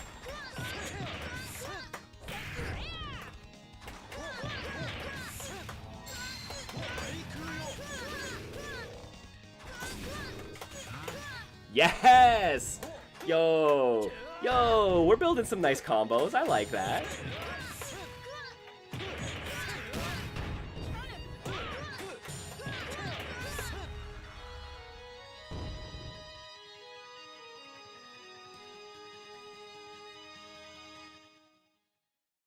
Yo, it's worth noting it is just the beta, right?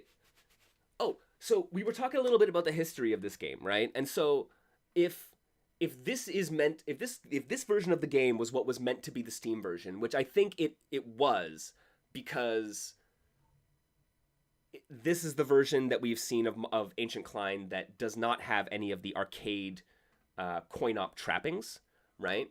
And it has like a debug mode. So this is very likely it, but it is dated 2008, 2009. And we know that it was getting PC location tests at EVO in 2012. So how much of this is, to Hayama's point of they're not entirely sure, they didn't really see the feedback on the suggestions that the beta testers were giving, and was wondering how much of it was actually implemented, right? And it's like, if at no point in the intervening 3 years they even updated the date on it for any of their location tests, how much of that work was being done, how much of that was just outside of the grasp of Aya Immortal, and therefore just didn't get touched. And it's not that the game wasn't actively being worked on, it's that wasn't getting changed because they didn't have a proper engineer. I'm not sure.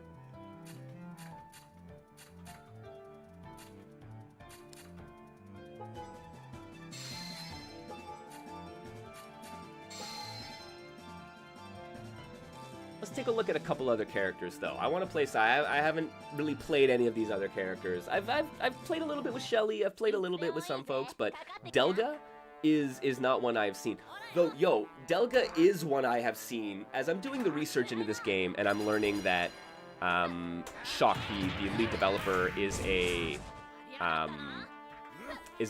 kimono artist, right? Like a furry artist. I ended up in all of these like fur affinity forums and stuff like that, right? Delga is all over that place. The most information that I have found out about this was through furry communities, and there is a lot of fan art of these characters for a game that actually didn't get a release. Yeah, so what do we got here? We got quarter circle back for these fireballs. I think we have a slash and a follow-up for dragon punches. Ooh. Okay, it gets hit low, but look at that range. Oh, that recovery, though.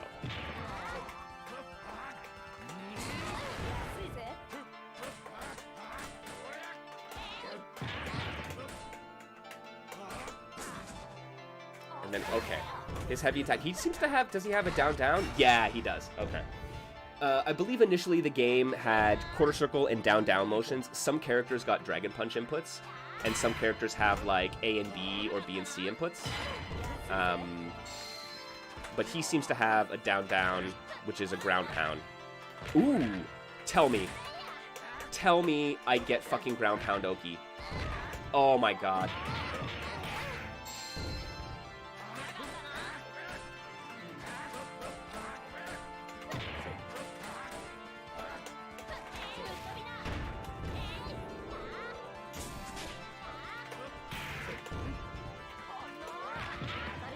Oh shit, it does disappear when you get hit, though.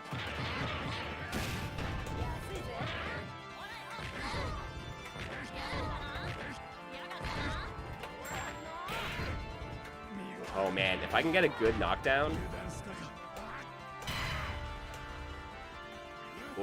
Ooh, interesting. Alright.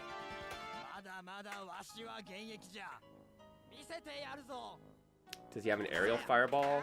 No. Yeah, no air specials.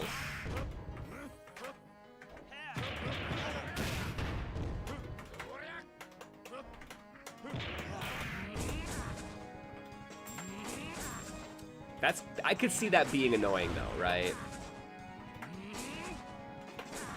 Unfortunately, you can't cancel your light special, sorry, your medium specials into your lights. So you have to commit to the anti-air or go very quickly. On whiff, you can do it, right? Like that. Nice.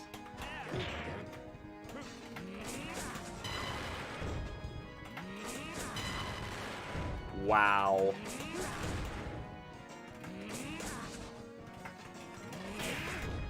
There you go. Okay, he got it.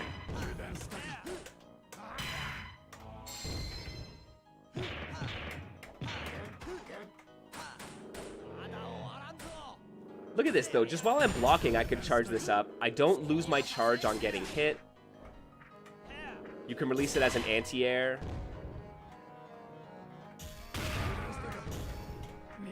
That's pretty cool. Oh, yeah, and Super HC, that wolf character, or the green dog character, or whatever it was. They definitely have a very, very limited moveset the one time that I tried them out, and I wonder if that's it, is that they're kind of like glass cannon, super stupid damage, but super basic. Alright.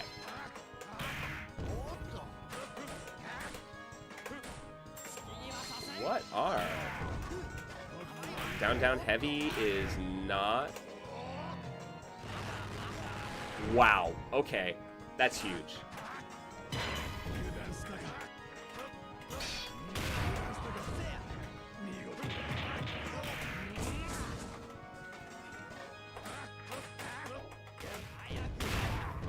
That sounds like your kind of character.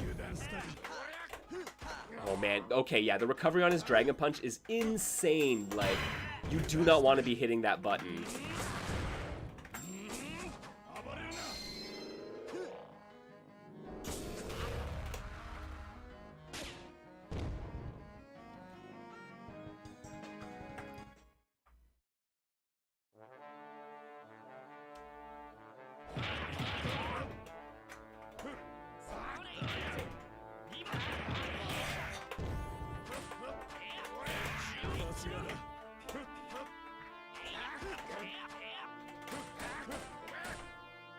Oh, that's okay. That's slow.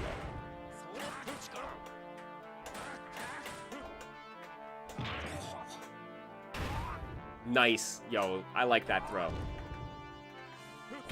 I want to see... sorry, I got to see this forward throw again. Mmm. Yeah.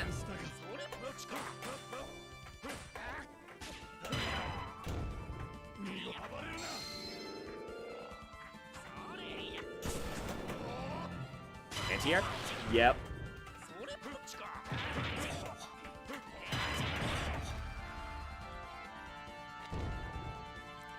Alright, he seems to be another big bruiser, like...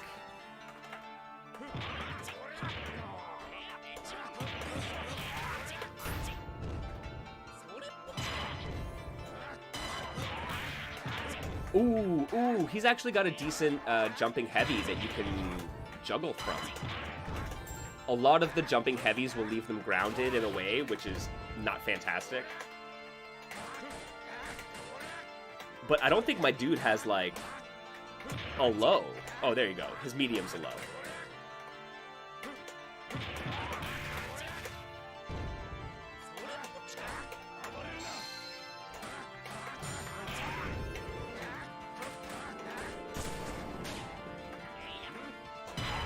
Man, using that monster meter fireball, like the negative edge fireball, to keep yourself safe is super nice. Like, that feels ridiculously strong, especially if it works well as like a combo extender, right?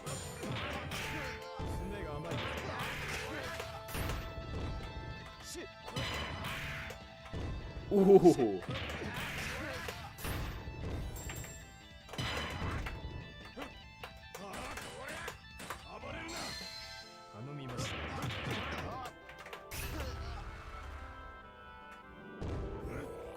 Yeah, charge up between matches.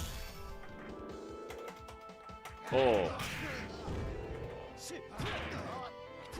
Oh, damn, I lost it. I held it too long.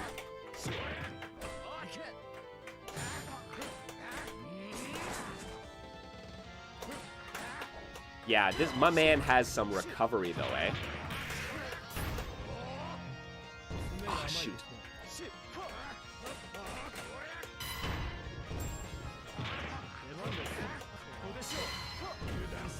Maybe some range issues too? I guess I just gotta be going medium heavies. Yeah.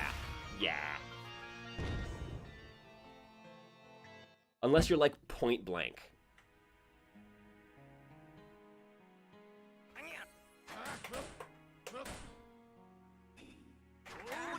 And I feel it's a little bit of Granblue where I'm like, why wouldn't I 6/6 L them?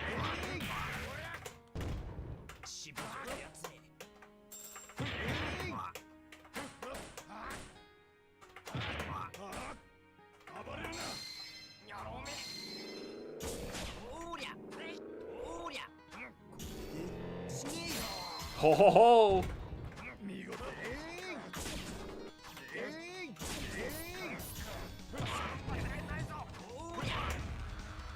He gets like a resurrection too?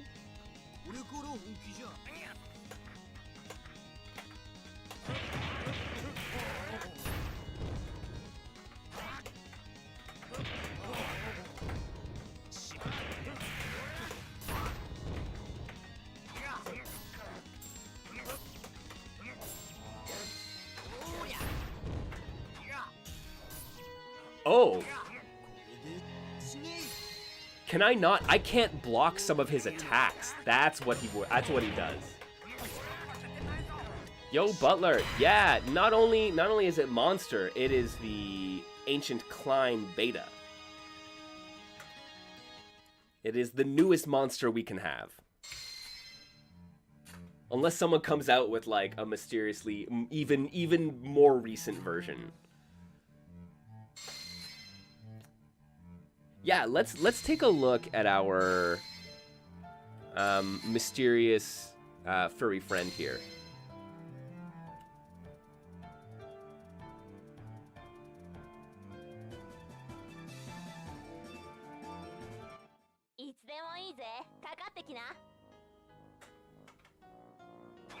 What do we got, right? Look, yo, my man, he doesn't even duck. He doesn't even duck. Look. He just flexes. He's got crouching normals. Oh, he's got a crouching light. He does not have a crouching medium. He does have a crouching heavy. Oh. His ABC, they don't connect. Huh. Only his jabs combo.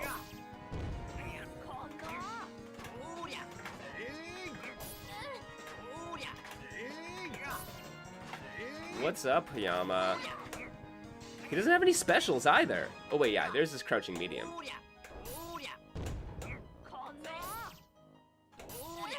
Is it even different? No, it's not. That's the same.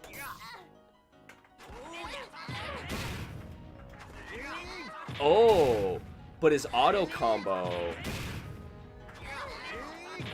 Interesting.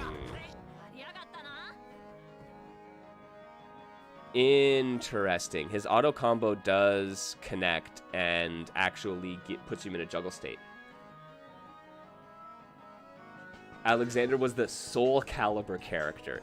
Awesome. All right, guard, no guard, number one. Number one. All right. Right? Yeah. Interesting. So they can block my jabs.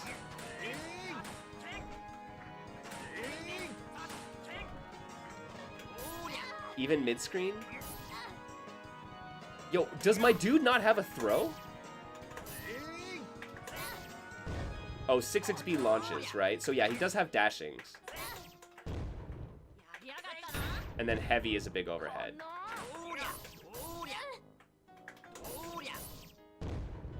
Okay. Okay. And yeah, and you can't block it, right? Because she's set to block. So dashing B will connect into heavy.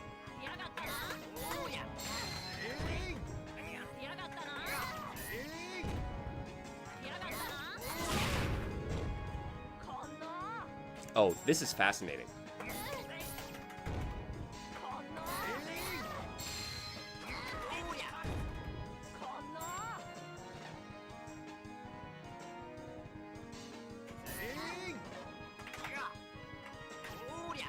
Yeah, he doesn't seem... Does he have...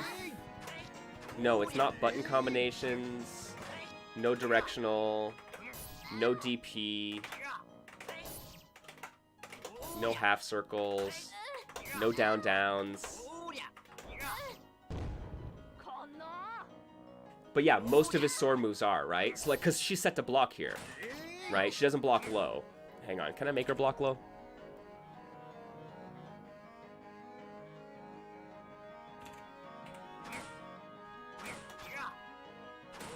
Oh, no, no, because it's a sword attack. She can't block it.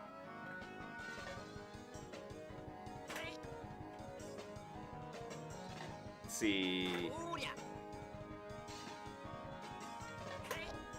No, not back charge.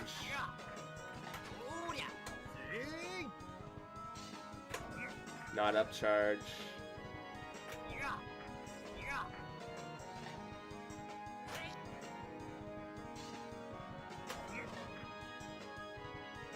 Yet you were all sure that he's low tier?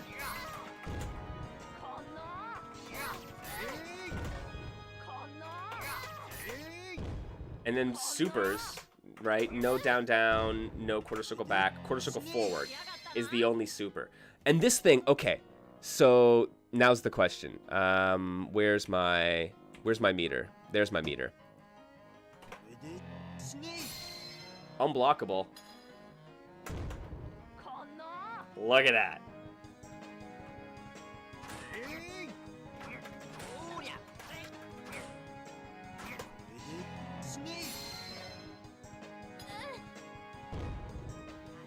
So if it's right, and so as we know, these supers, they level up, right? So that was level 3. This is a level 2. Still sends him up, nowhere near as much damage, right? Take into consideration that those max level supers will block your... Yeah, that's it. The length of time... Oh.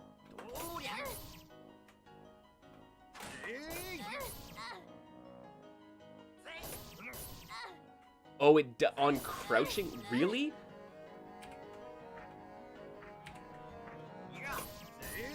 Look at that. BC does not connect on standing opponents. It does connect on crouching opponents.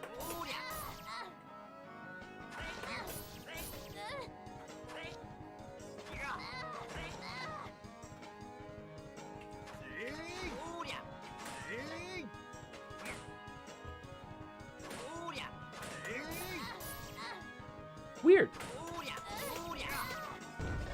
Right? Is it inverted? Right? So crouching... No, not even. So yeah, you can only string together medium into heavy off of dashing or when they're crouching.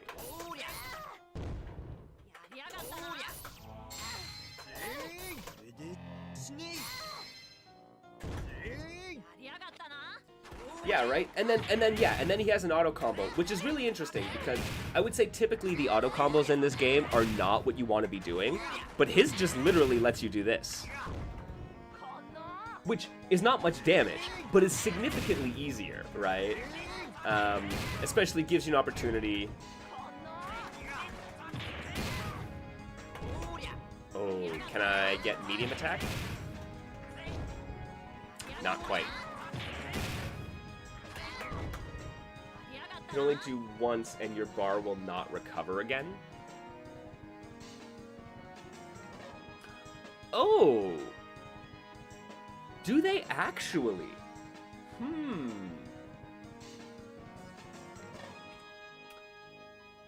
Oh shoot, yo, Super HC, good point.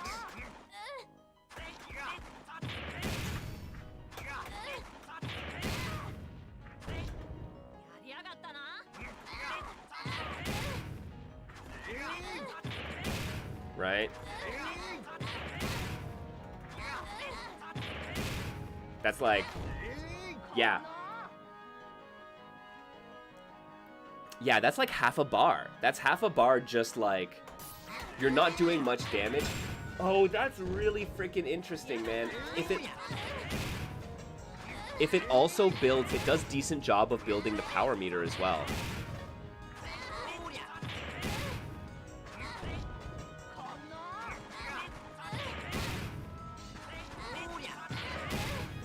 Okay, so this is my question here. Can I get... Oh, right? If I can get that last jab into shift, I should be able to continue this combo unless they've added a bunch of gravity or something. Nah, damn.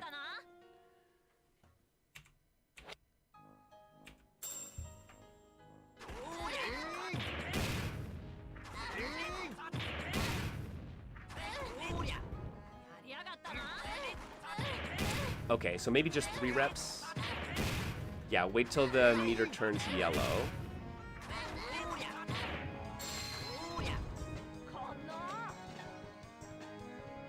No, so the point system, right? It's like, it's there, but I believe it just acts as a combo system.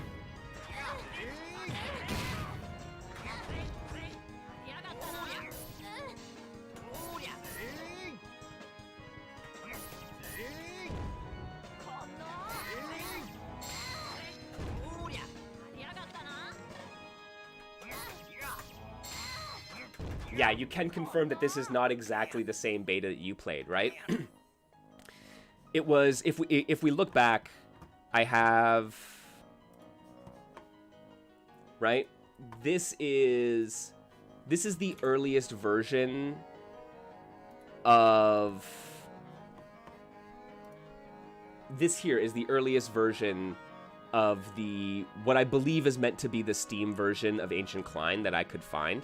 And as you can tell, it's like, it's a much different layout, right? The super meter, the 3 stocks of supers, the shift meter, the health bars all look very different. Timer, everything, right? So, and then there was a stage that didn't have music. There is, if you look in the instructions, it says that there are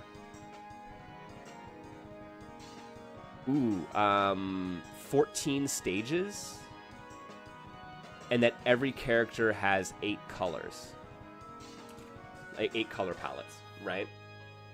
So I want to go through and confirm, like, all the different color palettes, make sure that all the stages are there. I've seen maybe 4 stages on Pretty Heavy Repeat, and I'm wondering if the idea, there are 14 slots for stages, but that they haven't actually been made yet.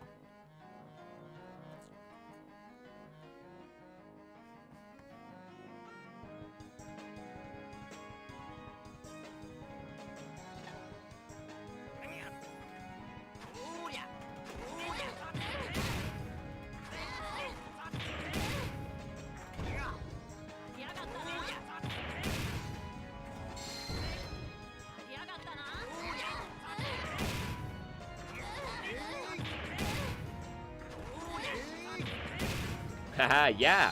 I'd love to see you dig back into this.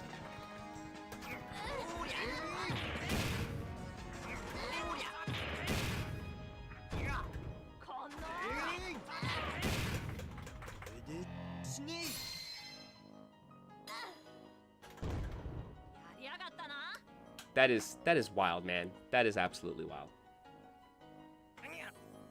But yeah, all told, like, this is... Where are my... Oh no, I don't have it. All right.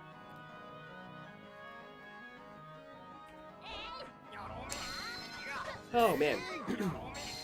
I like, you can actually just set both. Oh dude, did you see that? It hits that far behind. It leaves a fucking trail. You can actually set the AI to just do its thing.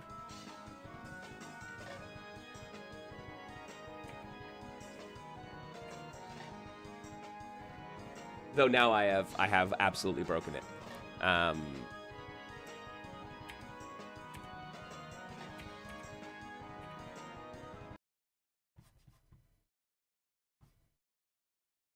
Dude, that is amazing. That super actually hits that far behind. Yeah, messing with the AI is not the best thing in the world. It's not the most stable thing in the world.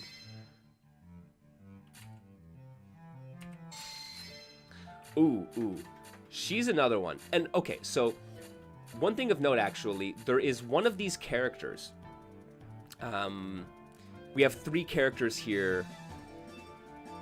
2 characters? We have 2 characters that are grayed out. And then there's a boss character. Now, if you go into the config files for the game, it actually says that the boss character is just disabled.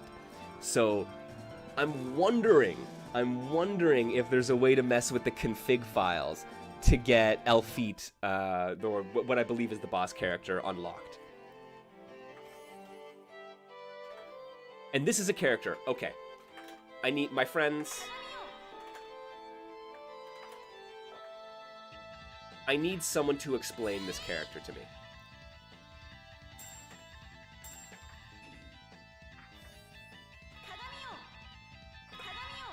She's got portals.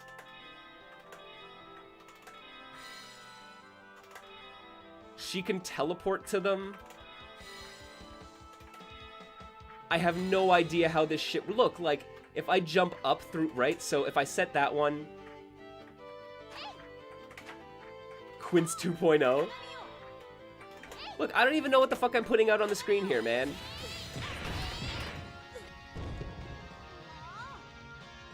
What did I just do?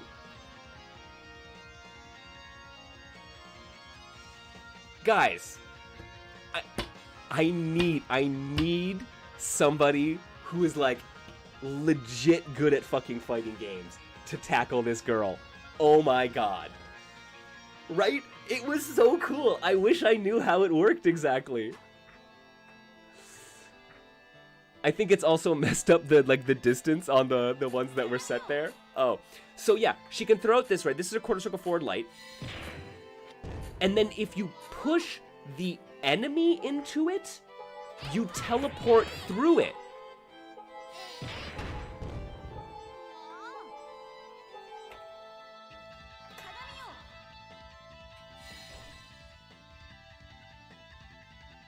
What the hell?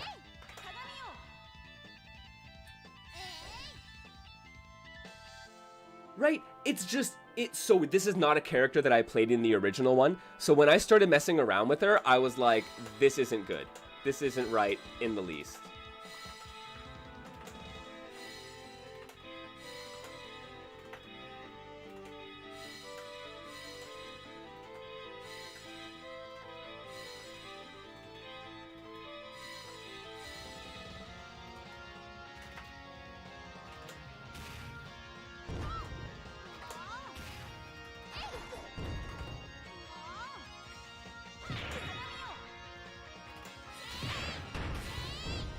Oh my god, I need to know how to set this up.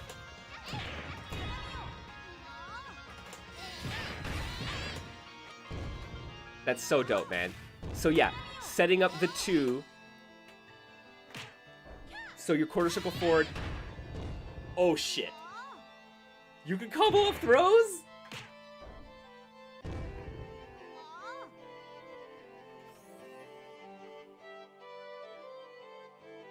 Celia and Ryujin are the ones that you can help out with. Yeah. So yeah, right? With nothing there.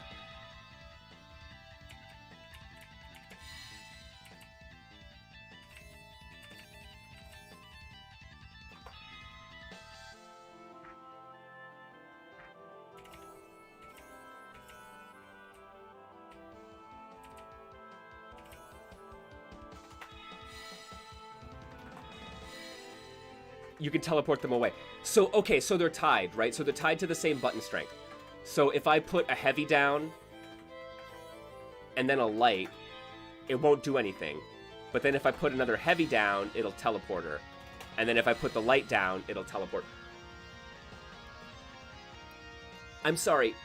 There's something that just breaks my brain about a teleport character that teleports the opponent. There are also ways...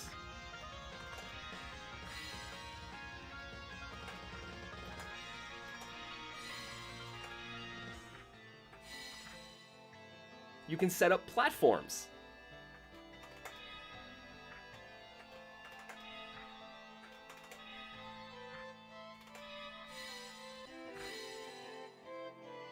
Like, this is so wild.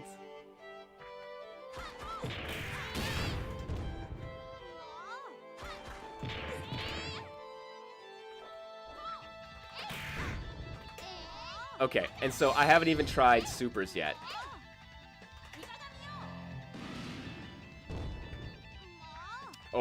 Oh my god. What happens? What happens?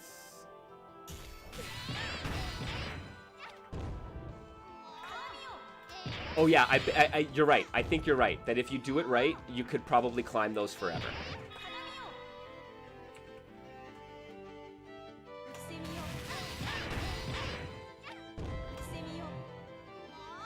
So we send out the clones. Okay, that's my other question. Okay, and so then there's this shadow, right? So if you do the quarter circle back light, it pushes this out, and like you stay in the same position, but your shadow moves forward and hits someone, right? Now when they're out, if you do quarter circle back medium, your shadow does the attack.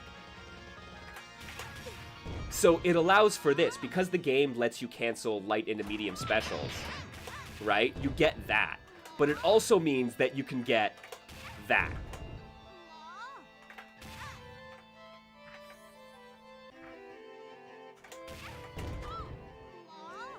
Right? And combined with the rapid cancels, you could then do some wild combos. The back and forth is so much potential.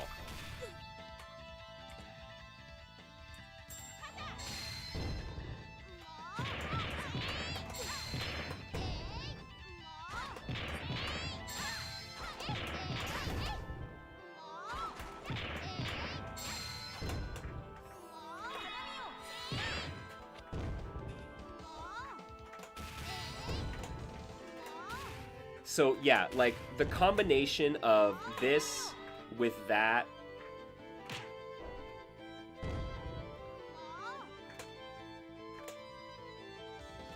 Oh god. Do you keep going? Yes. Oh damn. And then you get it into the third one. Oh god, how far can you go, right? This is so sick. Like friends, like when a developer, in theory, a developer at Capcom, or if someone at Capcom says like an artist, right, is like, fighting games are getting boring. They're not interesting enough. We're doing all the same things over and over again. This was in 2003, right? So we're talking about going into the Dark Ages. And they're saying, actually, there's an interview with Shock, the designer of of Monster Ancient Cline, that talks about the fighting game winter is how it's translated, right? And it's the Dark Ages is what they're talking about. So, while I believe that the Dark Ages was largely a concoction of Western fighting game fans and communities, mostly, it obviously did exist in some capacity even in Japan and amongst Japanese developers, right? So there is a little bit of that concern around this era that things were getting, right, a little stale in some ways. And then this is the kind of shit that you can get when you're like, okay, let's go off the wall. Let's build a system that is Guard Crush before like Street Fighter V Guard Crush before Street Fighter V, and then right, also kind of a focus attack dash cancel, right? Like there's some of these mechanics, some of these rapid cancel mechanics, bring those in, but then introduce different layers to them. Have it lead to a power clash that when you clash weapons, then you get your guard break stuff. Have a teleport character that teleports your opponent and changes the positioning on screen in that lateral way. Really interesting.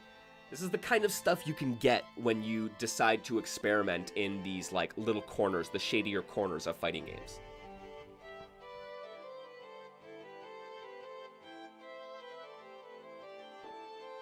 Yeah, you're right, a lot of genres become stale because they hit the mainstream and it becomes very formulaic in the way that you build them. And fighting games, like the kind of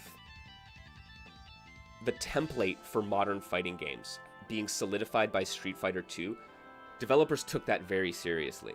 And the more you branch out from that like platonic ideal of a fighting game, and I use those air quotes very heavily, the harder it is for a lot of fans to be interested in it. It's part of the tie we have to our legacy in the fighting game community, and I've talked about it before, I'll talk about it again, no doubt. But yeah, fighting games, they harken back to all those things that happened in the late 80s and early 90s, and haven't let go of a lot of them. So when you see developers letting go, mwah, it's so good, right? You get some really interesting things. You see this if you look at SNK games. You see this if you look at some of the Dojin scene, right? Like there's great opportunity for very impressive and unique fighting games if you're not afraid to stray a little bit, even just a little bit, from that core that was Street Fighter 2. And we've gotten better and better and better at it over the years. But even aside from Street Fighter, like let this not be a Capcom-centric thing. You can look at 3D fighters and look at the foundational 3D fighting games and how they influenced it. And why aren't people taking more inspiration from games like Plasma Sword, from games like Toe Ball, right? Why Air Geese? Why aren't you getting more of that, right? And it's not until you get to some of the indie devs who are like weapons-based fighting games, one-hit kill fighting games. Let's explore that in depth, and you get some really fascinating stuff out of it.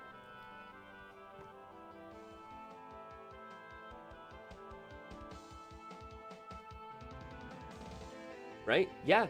The Hayama, like folks like you who at that time were paying attention to what was going on in those scenes have done so much. It means that now people like me looking back have some blogs to go to where we can find some of this information. We have links to download pages that I could try to dig up on the Wayback Machine, right? Like there's at least an opportunity for us to find out about this stuff. Genuinely. Like if someone didn't do an interview with Shock in 2007 about this little indie game, right? I wouldn't have been able to find out what this history of the game was and what it has led to. And right, hey, I appreciate you're doing the Lord's work. There's a lot of people out there who are. Oh, 100%. 100%. I've got the link now. I'm going to go through and I'm going to Google Translate my way through some of your old articles just to see what's what. That's going to be really fun. If you have any highlights, please let me know. Drop me a DM or something.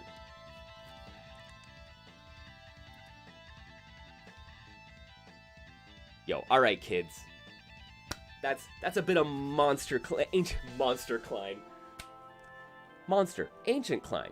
We're bringing some ancient history to the fore today. It's been really fun. I've been enjoying this. I'm going to take a little bit of a break. I need to get myself some water, take another stretch break, and we're going to come back and play some Granblue. Oh man, you know what? Maybe it's not completely a niche fighter, but I've been enjoying me a bit of Granblue, so I'm going to hop back online and see how long my nerves can take it. It's a bit of monster of a stream. Ooh, yes, be more punny. I love it. More puns, friends. I demand them.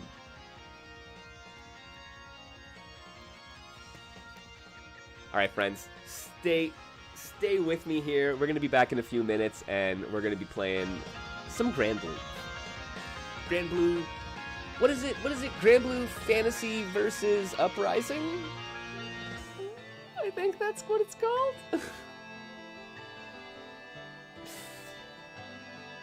Yo, Hayama, if Shock just like drops into my chat, are you kidding me? I might have a fit. Like, I might have a moment. All right. Friends, stay with me. I'll be right back. We're going to be playing some Granblue in just a sec.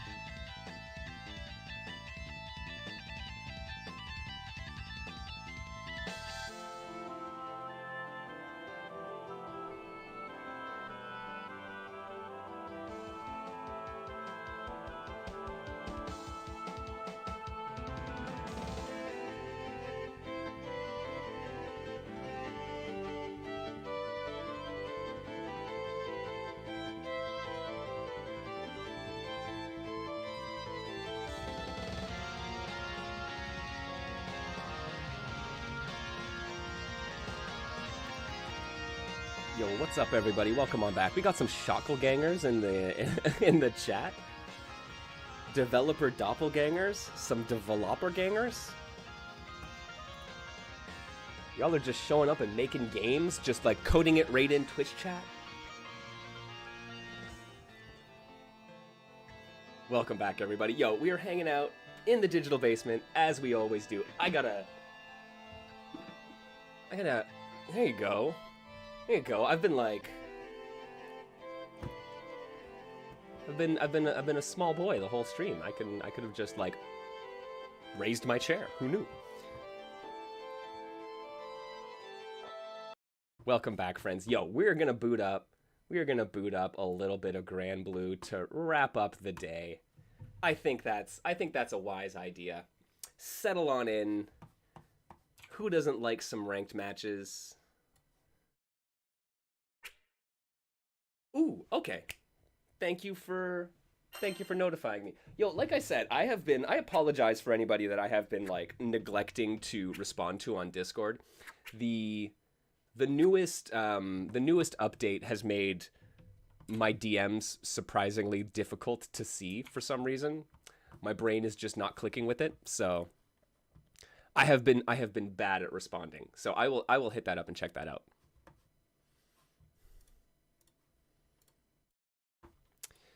But let me get some Granblue versus Rising. That's it. Granblue Fantasy versus Rising. We've done the ancient monsters. Now it's the Rising portion of the stream.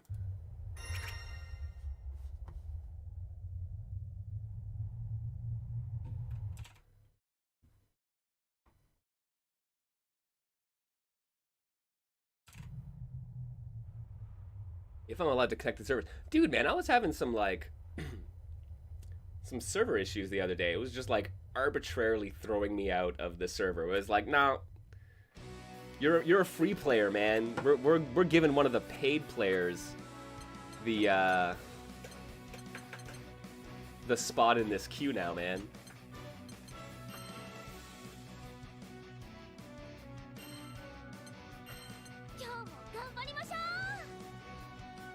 Yeah, Granblue Fantasy versus Falling, that's going to be an interesting one. It's going to be one of those no platformers. It's a non-former. There will be no stages. No platforms. Falling through the air. Oh shit, there is a game where you're all aerial, isn't there? I mean... Damn, I can't remember the name of it now. Astral Superstar? Something like that?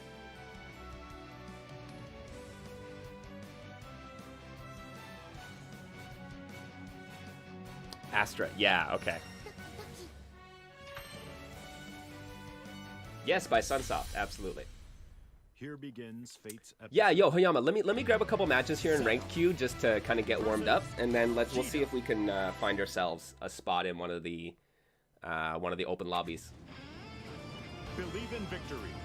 Battle 1. Engage.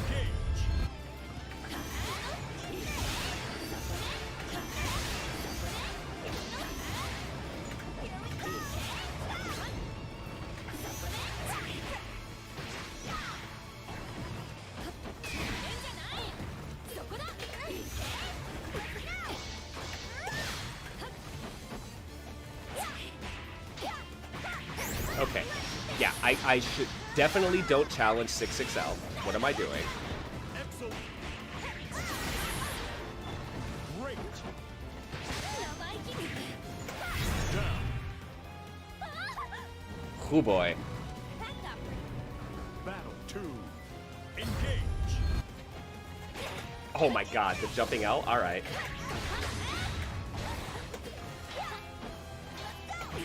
Right, once again, I tried to challenge 6XL. Excellent. And then get hit by the line. Hey, at least I'm not in the corner.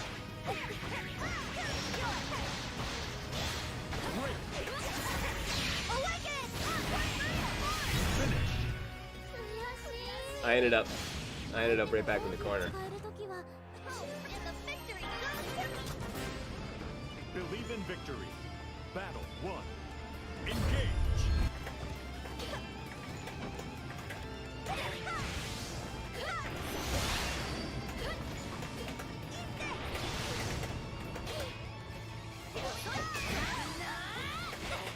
Oh, come on.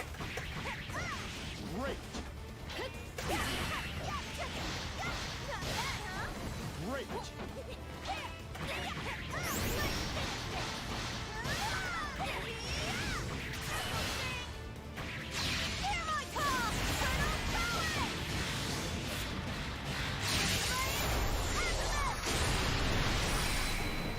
Wake up, Super.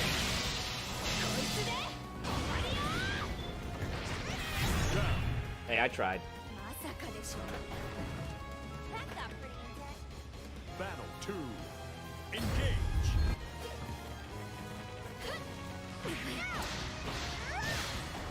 Great.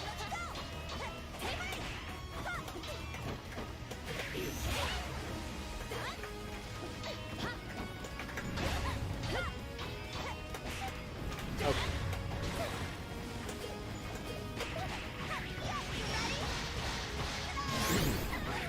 That was a little bit better. See, and this is my other problem. Like, this person obviously has, like, combos ready for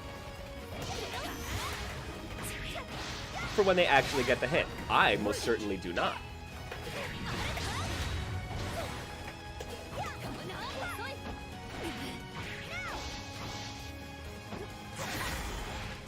Oh, yeah, man.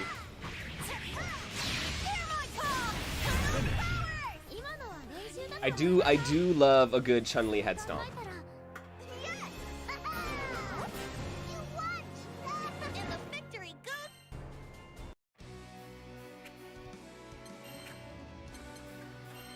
I mean, you're not wrong.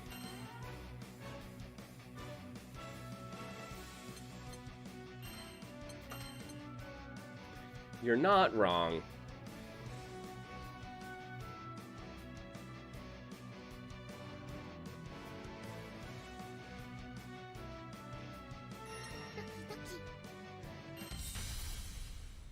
Here begins This game's got a lot of Ryu, or a lot of Goku, depending on how you look at it.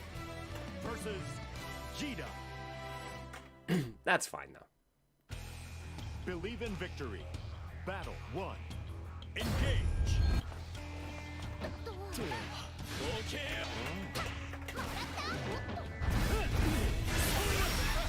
Great.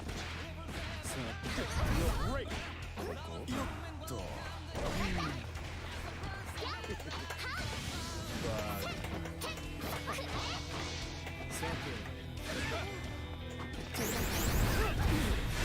A lot of obnoxious anime tropes too, but hey, what are you gonna do?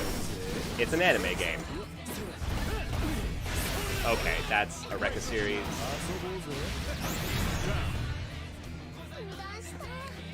This is the man, this is the biggest problem about this like free-to-play model is just like access to information. I can only learn about a character by getting my ass kicked like this, right? Because I don't think the characters are available even in training mode.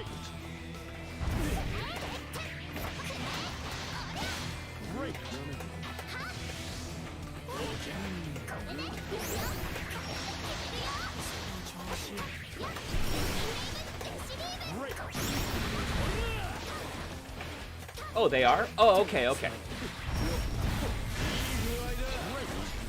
I thought it was just the whatchamacallit, the ones that you had available this month were the ones. Oops.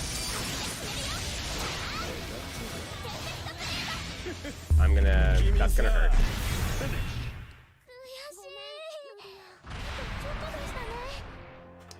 I was under the impression it was just the, just the ones that you had unlocked for this month.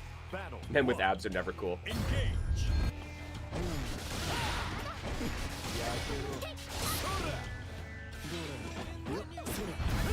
2, 3.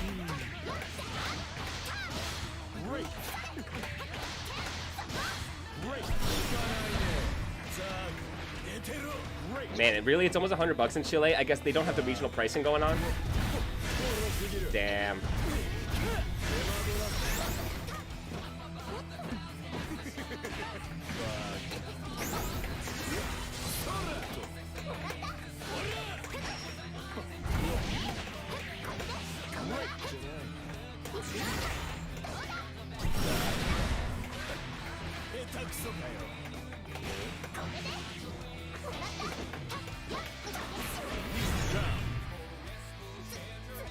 Yeah, like full major release, like the $80 to $100 is that's kind of where you're gonna be.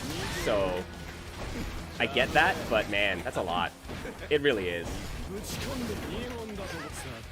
Really, you're still plus, and then that one's a grab. Okay. Is there a visual distinction between the grab and the strike variety? I'm sure there is. Oh, curses.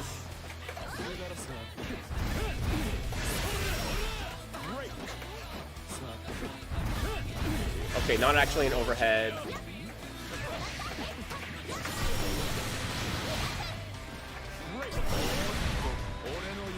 I need to actually figure out a safe jump. Oh, that's the overhead.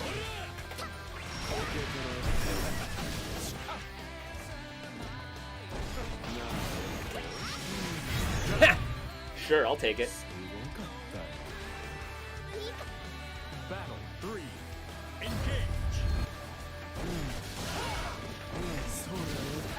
Ah, boo. Boo.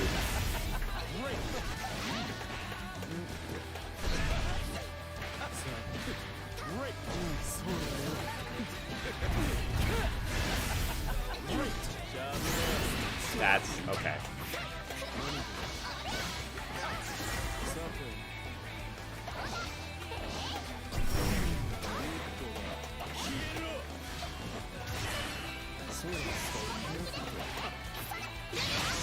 Damn it.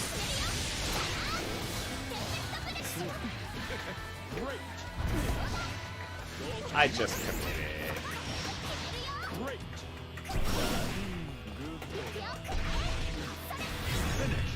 Hey! I'll take it. I'll take it. That was not a good win. Believe in victory. Battle 1. Engage.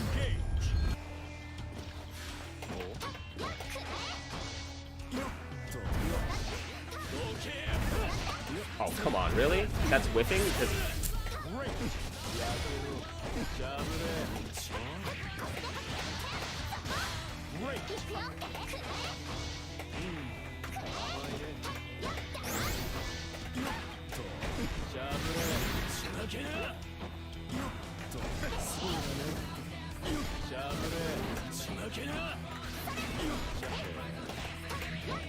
ah.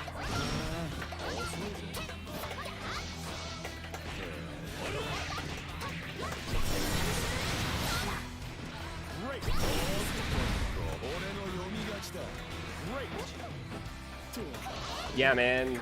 Rents are fucking wild. Toronto is absolutely bonkers right now.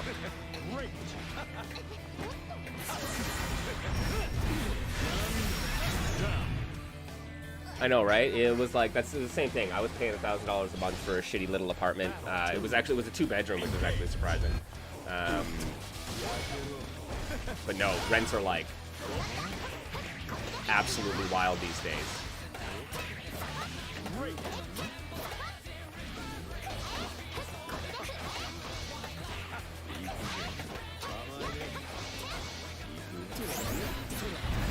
Yeah, fuck Lance, man.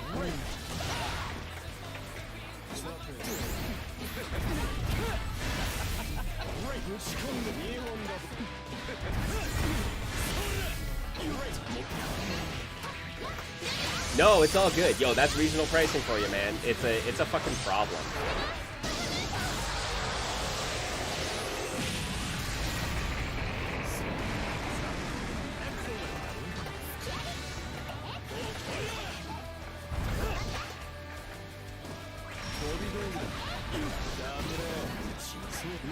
Oh, no, jumping back after that. All right.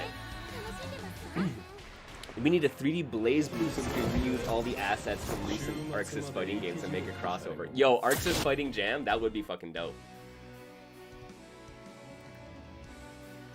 Oh, I know, right? I wonder what it would be like to get together, like, think of all of the, like, the Fate Unlimited codes that you could do a great, even outside of Arxis, man. Arxis cross-aiding, that's what I want.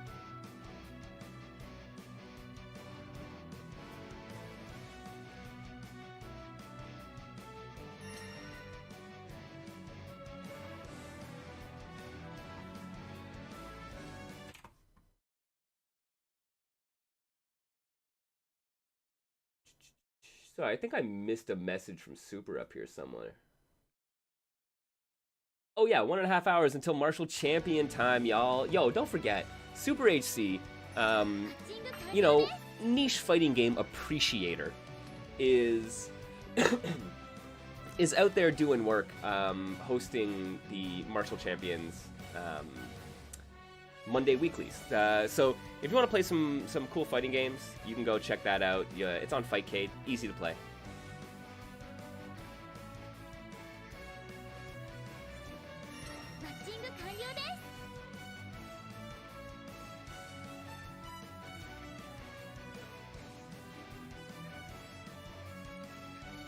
Yeah, those Super, we don't really pay attention to the we have a suspension of disbelief here when not good when woman not Goku decides to hit you with a dragon.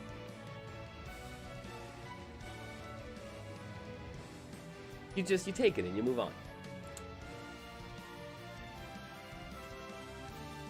Oh, I don't know if Super is streaming them, but yo, Super, if you're not, actually, I mean, first of all, it might be worth talking to someone like Punk or maybe even Mohas to hook something up. But worst case scenario, you should grab those replays and make sure that some of them get uploaded.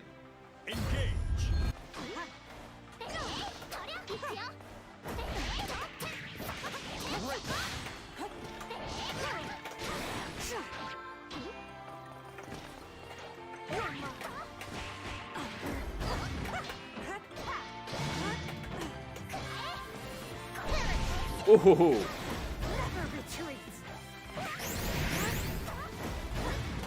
Okay, not actually an overhead? Alright. Oh, good anti-air. Fuck it, ABC, Super, let's do it! This is the extent of my gameplay right now, guys.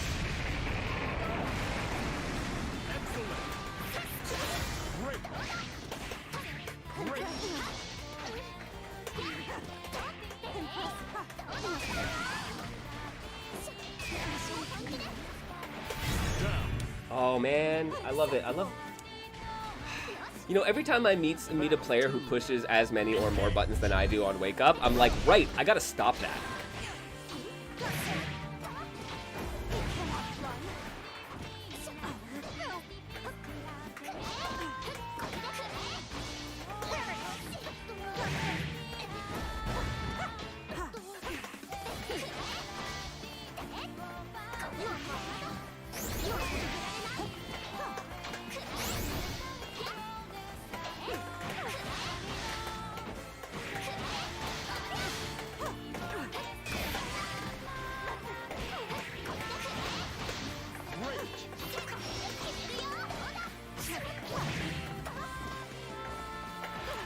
I see now a little bit better how players are able to keep their momentum against me, and okay, this might be a little helpful. Being able to just, like, push buttons against someone and not fucking die immediately might actually be helpful here. And I definitely need to go into training mode and build up a beefier B&B or two.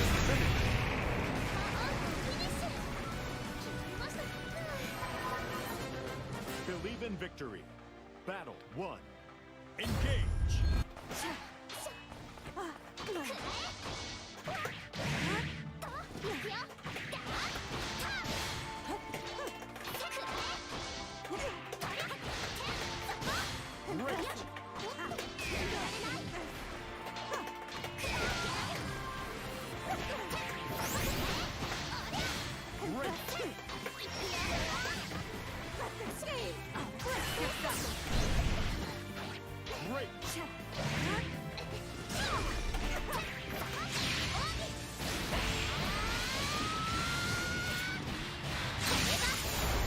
Not gonna kill them, right? Oh shit, it did! A worthy foe. Damage in this game is wild, man. Battle 2. Engage.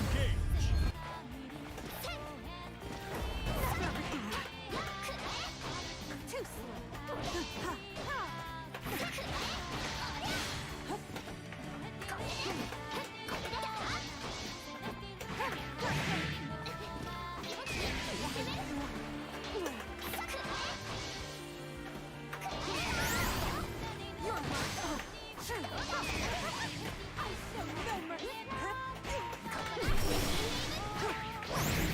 Dang.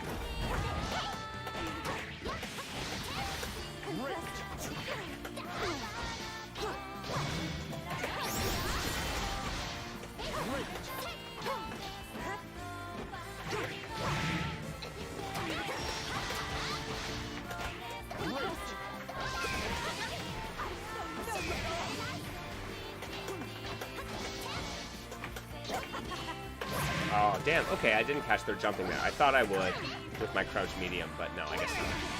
Get off.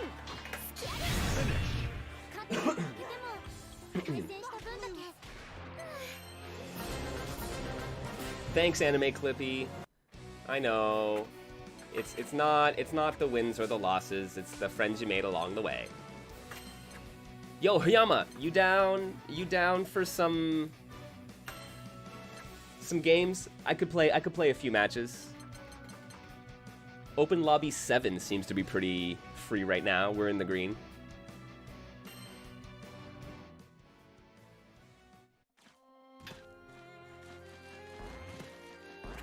Though it probably won't be for long.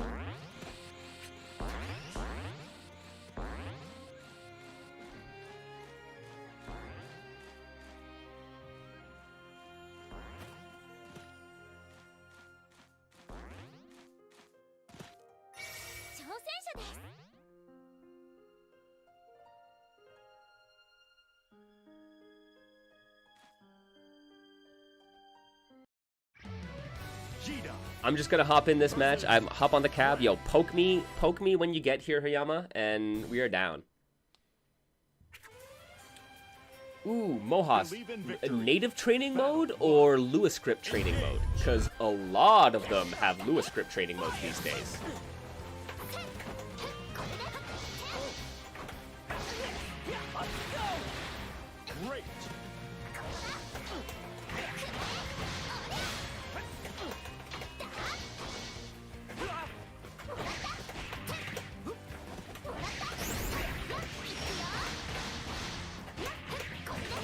Great. Great. Great.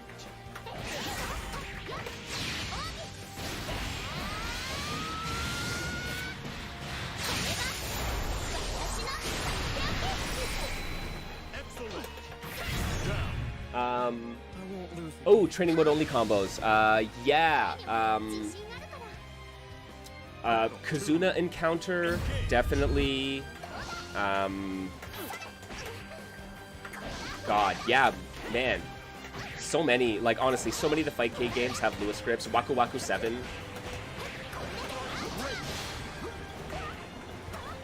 Vegeta is really a dude. She just lets you go. Thank you. I appreciate that, Mohas.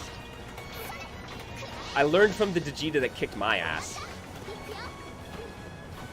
And everyone memeing on 66L being so strong, where I'm just like, okay, I will respect it more.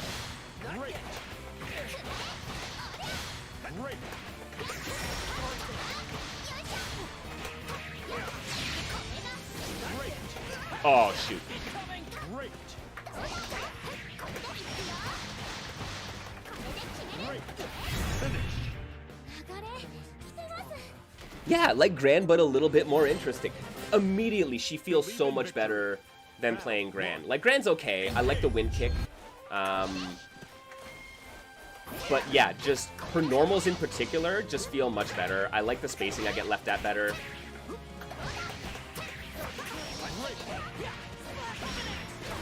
And he has a fish sword.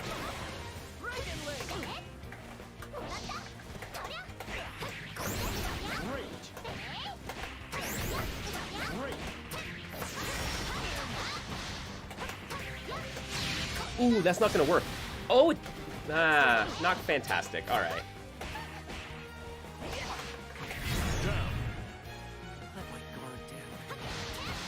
Das Boot is a crutch, though. Ah, yes. Okay. That's what I'm told. Well, I mean, I would... Is 66L a crutch, too, then? Probably, but it's one I'll use. Yeah, I'm getting a little bit more comfortable with Vegeta. I should probably just stick with her, honestly. It does damage, not full animation. Okay.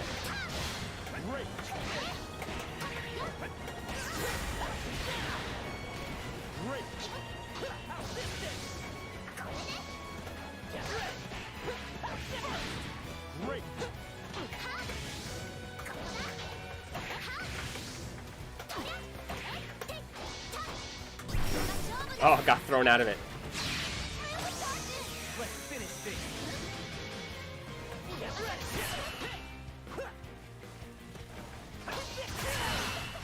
Oh.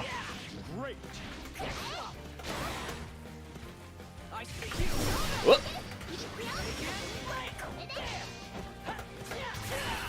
There we go. There we go. Whoo.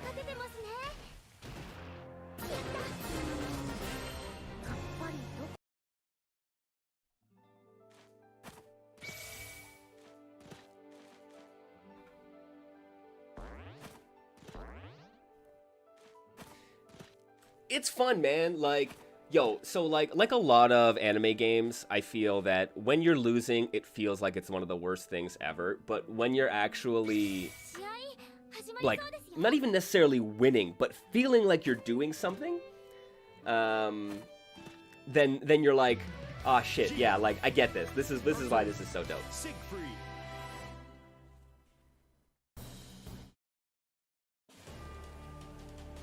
Grant as a pro tag seems he seems to know he's a little piece of shit. I love it. Yo, yeah, Bertman. Open lobby 7, I believe, is what I'm in. Battle 1. Engage.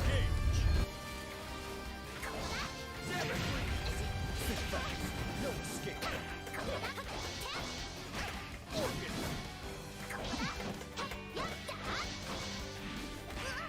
Yeah, beating ass and looking cute, man. Sometimes that's all you need.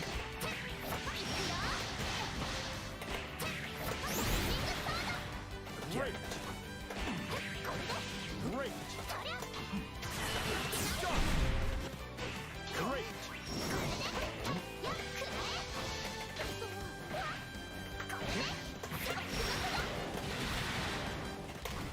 Great.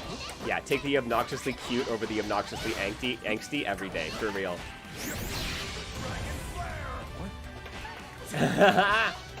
Okay, that's really good.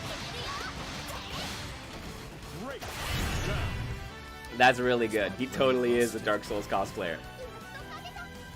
Battle 2. Engage. I'm pretty sure I had to beat him before one of the, he was like, he's the guy who challenged me, right?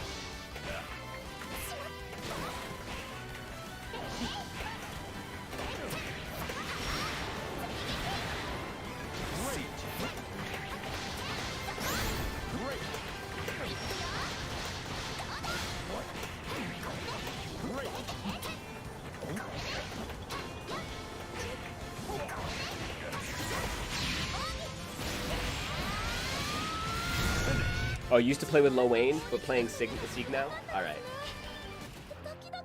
Lil Wayne is pretty dope, I gotta say, you're right. Believe in victory. Battle 1. Engage. Close.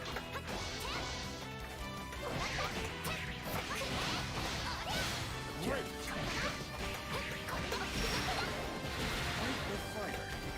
Great.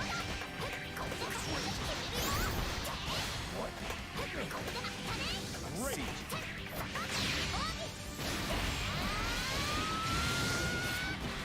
Man, sometimes you feel like a real fucking jerk too, though, eh?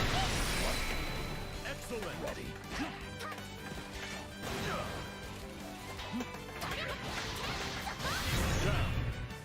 Like, sometimes when you just pin someone down like that, I feel like a jerk. Engage. I also, like, I'm smiling. It's making me happy to do this, but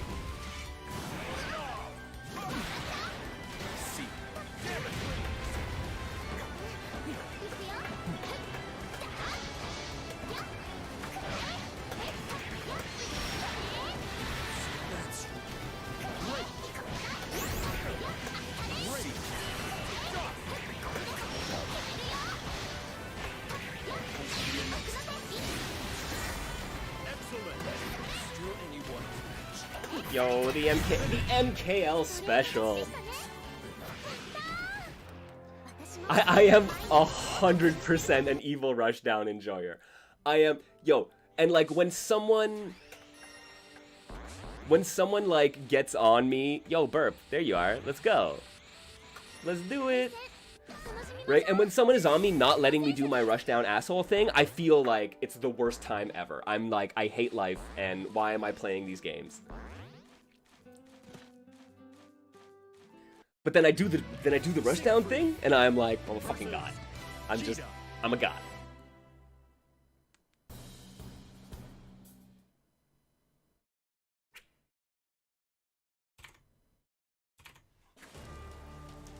Believe in victory. Battle 1. Engage.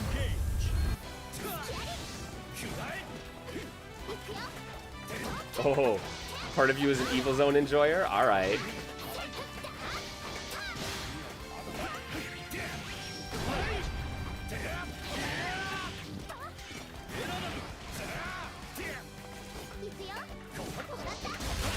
Ooh, big clash.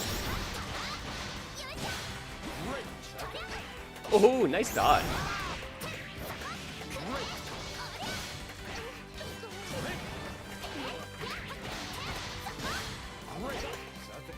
Good jab. Good jab check.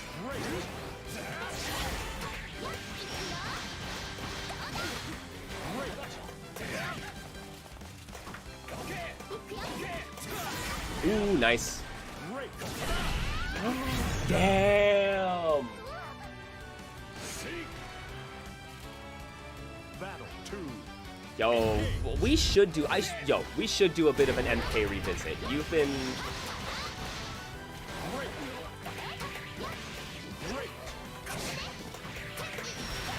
been liking the MK for a while. I need someone to teach me to be able to reappreciate that game.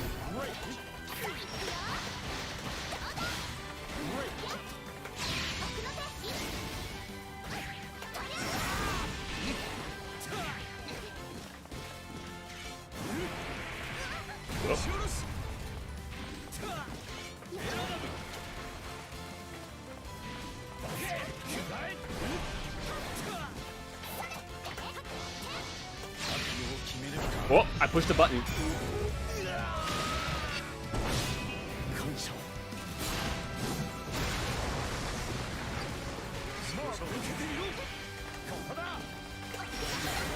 Yeah.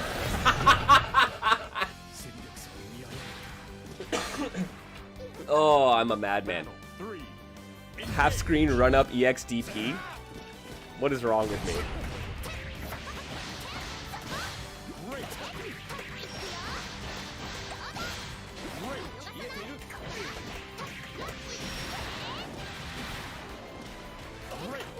Oh, no MKL special.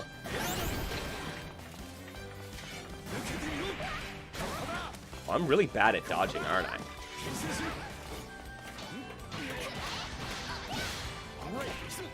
Ooh.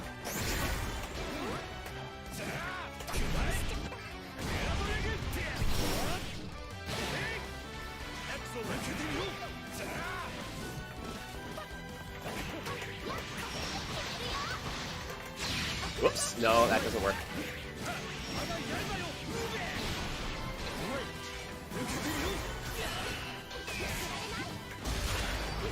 Yo!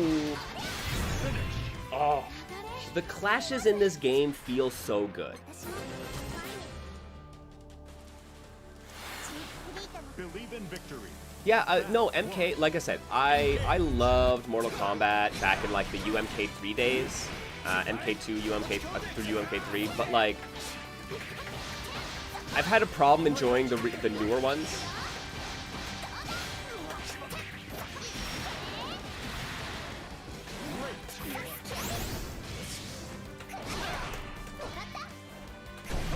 Good anti-air.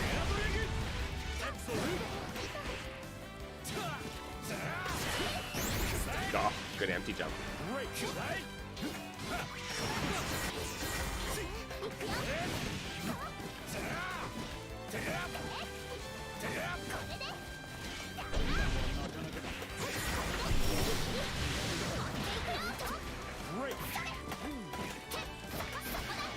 Oops, punished. Oh, ran into death. Yeah. Good stuff.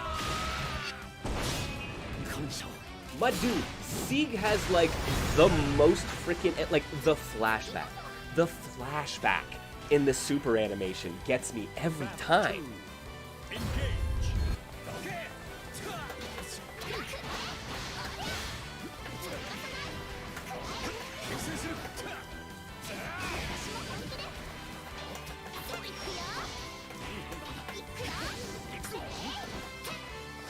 Ooh, good dodge. Aw, you're freed from ad jail.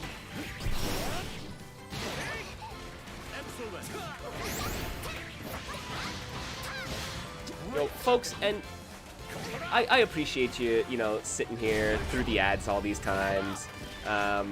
It's the unfortunate reality that, like, ads are how internet people pay for things. But you know what? Another way, if you use that ad block, man, I'm not gonna be mad. I understand why people use ad blocks. If that's your jam, you do you. If you want some of that ad block absolution, that's what the Patreon is for. For just like a couple bucks a month, cheaper than what it would cost to sub to me here on Twitch. That goes a long way to support me. And if you're like, damn, I don't want to, like, I want to be able to support someone, but the ads really ruin it, use that ad block, grab that ad block absolution. Or you know what? Don't, and keep being awesome and coming and hanging out. That works too. But you know what? That's the modus operandi here is support your indies, and so maybe that's what everyone should do. That's what we can do this coming new year. Think about ways in which we can support our indies. I know Mutrex, developer of Beasts of Mystery, has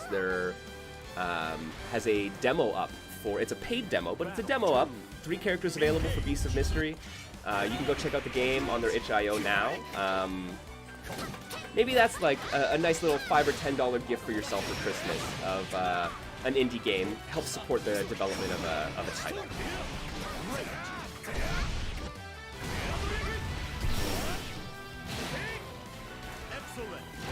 Damn, I really should actually do a holiday gift guide. There's a lot of really good indie games that you could get for pretty dang cheap. And like bolster someone's game list, right?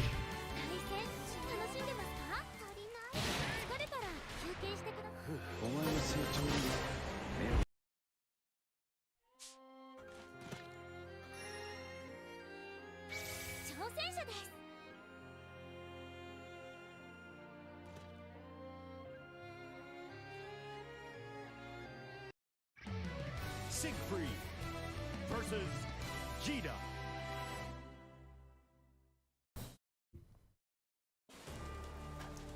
Believe in victory. Alrighty. Battle 1. Engage.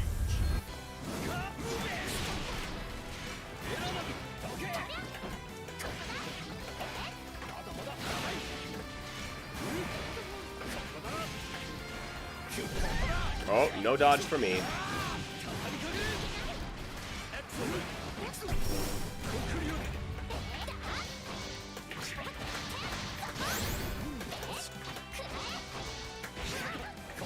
Oh, okay, that beat my low.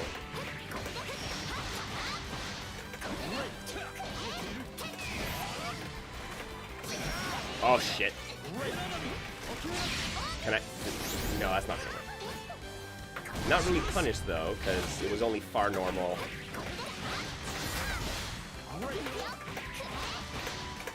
Oh. Oh, I got so lucky.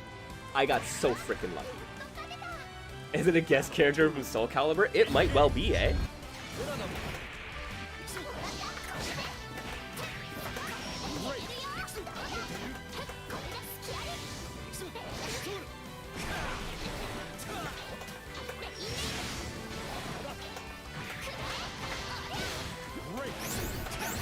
Good dodge. And throw. Holy heck. Wait, that might not have been a throw.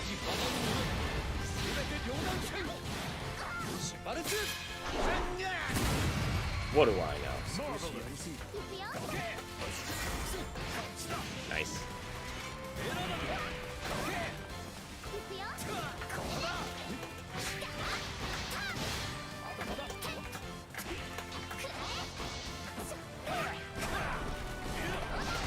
Whoa. Okay, I got the bad break, but that's fine.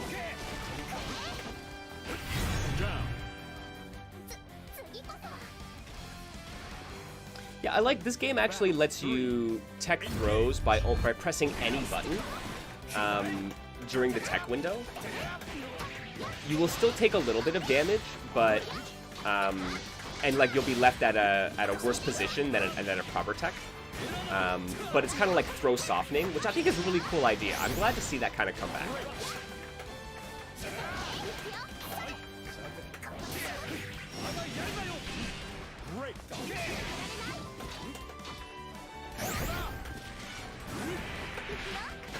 Yo, my dude, can I just not dodge through that?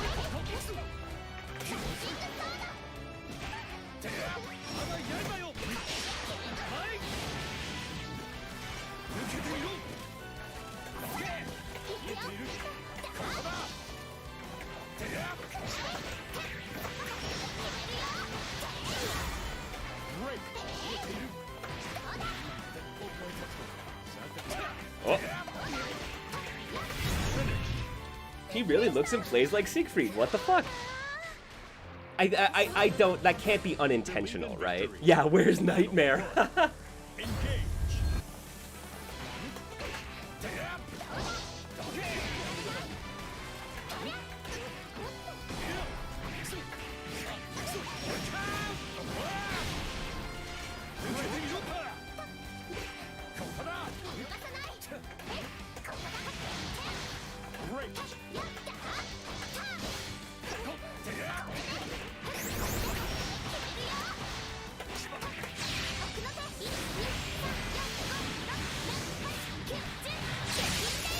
Go, half animation.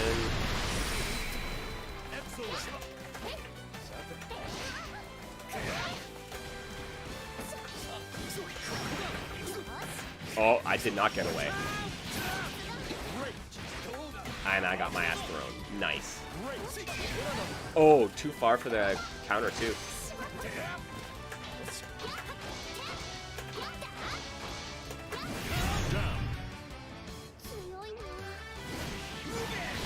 I mean, it's such a weapons-based fighting game, right? That Granblue would actually fit really well with a lot of the 3D fighting characters.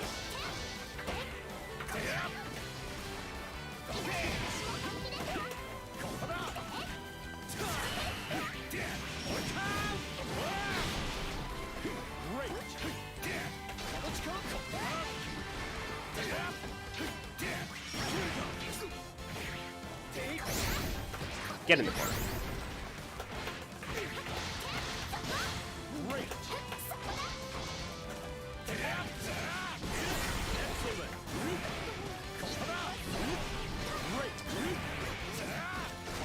Oh, there's a ton. I mean, Super Bout Champions Tour is basically a 2D Virtua Fighter. I would love to see. They already got a bunch of nods to some like 3D fighting game characters there. I'd love to see, yeah. Battle 1. Engage.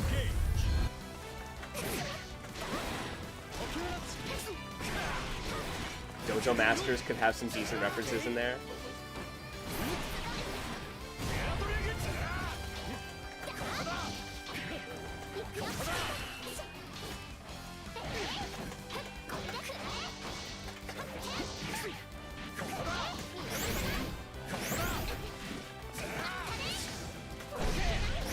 Oh, Battle Arena Toshinden. Excellent.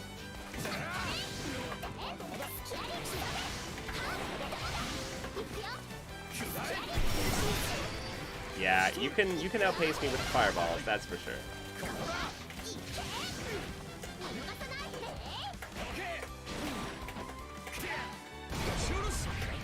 Ooh, shit!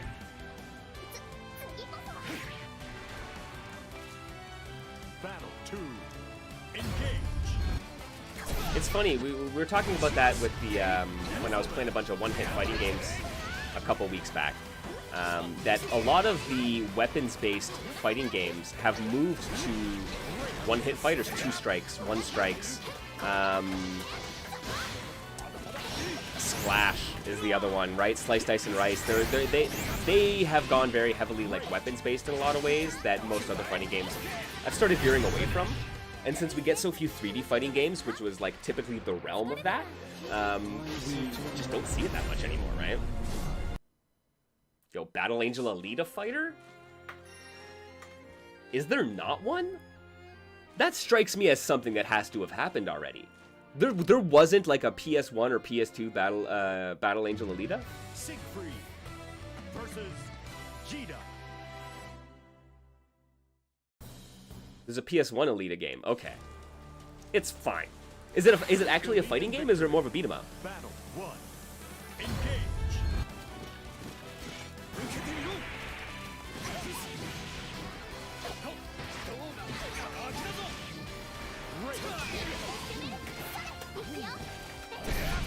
Good hits here. Excellent.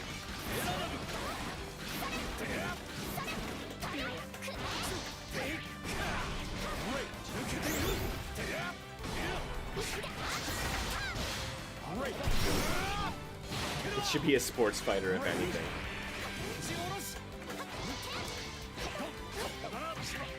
Yeah, well, where's the, Oh, there has to have been... Has there been a modern Tron Light Cycle game? Because you could make, like, a competitive fighting game adjacent game out of Light Cycles.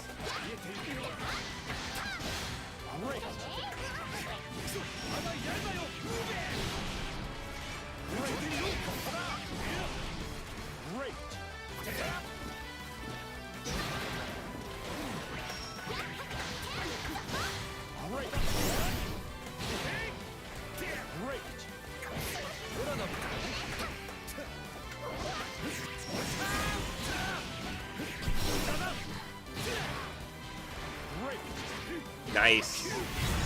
Yo, fucking hitting me with the MKL special? Alright. Alright, I see how it is.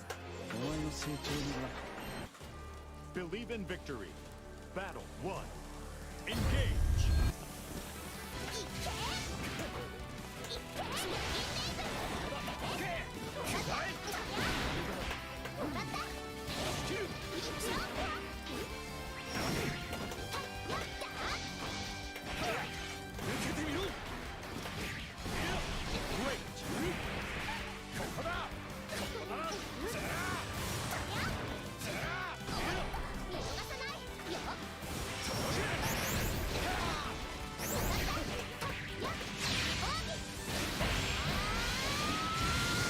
Might as well use the meter.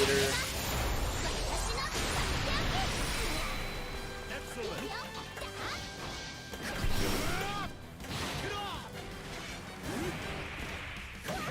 Oh no, oh no, I hit my bravery alpha counter too early.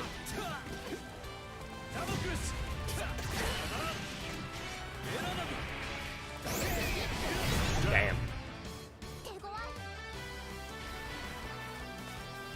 Battle 2. Engage. What?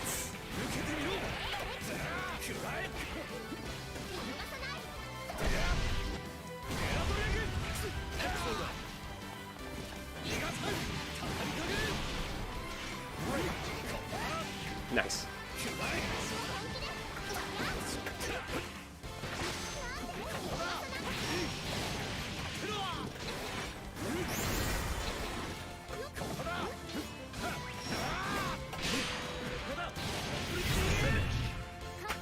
Nice, good shit.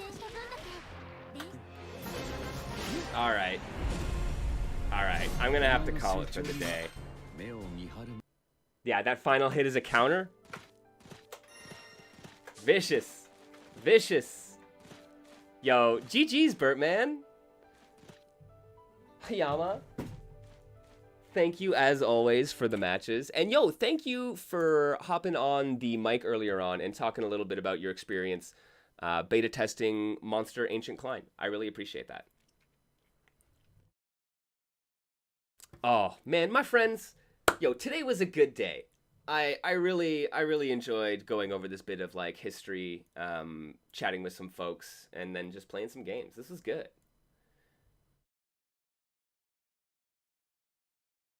Yeah, Sen, definitely recommend checking out the free version. Honestly, this is like a great taste of the game. Gives you an idea.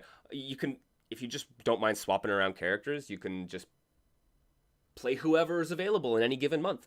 But it makes it a little bit hard to like find your character. You gotta wait till they come around, really. But I highly recommend giving it a shot. And the monster as well, I highly recommend everyone give that a go. It's available on the Internet Archive. Actually, here, let me try to pull up right quick.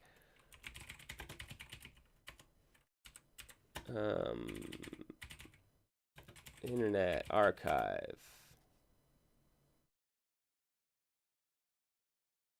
Oh, no, that's not it. That's the original 8105.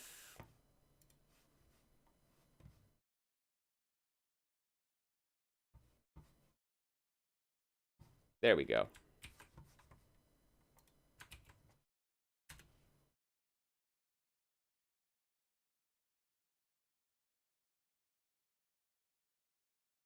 I mean, yeah. If you're, yeah, and if you don't mind that, man, you just play on whoever's around. Yo, right, Super light cycle fighting game, 2D fighting game, zooming around a screen, creating walls to get past. This is legitimately an idea I've had in my head for like 3 years now, but I don't know how to like explain it to people in a way that sounds actually intriguing. I'm glad that you get the core of it. Light cycle fighting game. That's what I'm saying.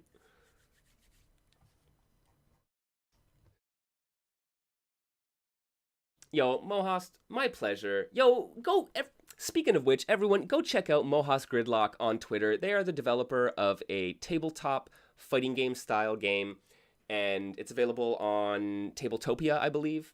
So you can go follow them there. You can see what they're up to. They have great, interesting thoughts on design and fighting games and shit in the world. So here, that's I'm doing this for a support your indie moment here at the end of the stream. Go support Mohast Gridlock. And, yeah, make a new friend. All right, friends. It is time to call it for the day. Thank you, as always, for joining me here in the digital basement. Hit me up on the Twitter, MrMKL_. Hit me up on YouTube, MrMKL Productions, or at MrMKL. There's the Patreon. There's all that good stuff. And, yes, don't forget, Martial Champion Monday in 45 minutes. Go hop on Fightcade and check out some games. It means there's going to be people around playing. So if you want to play some Martial Champions, you got it. You got it for you right now. Anyways, take care, everybody. I will see you next time here in the basement. Adios.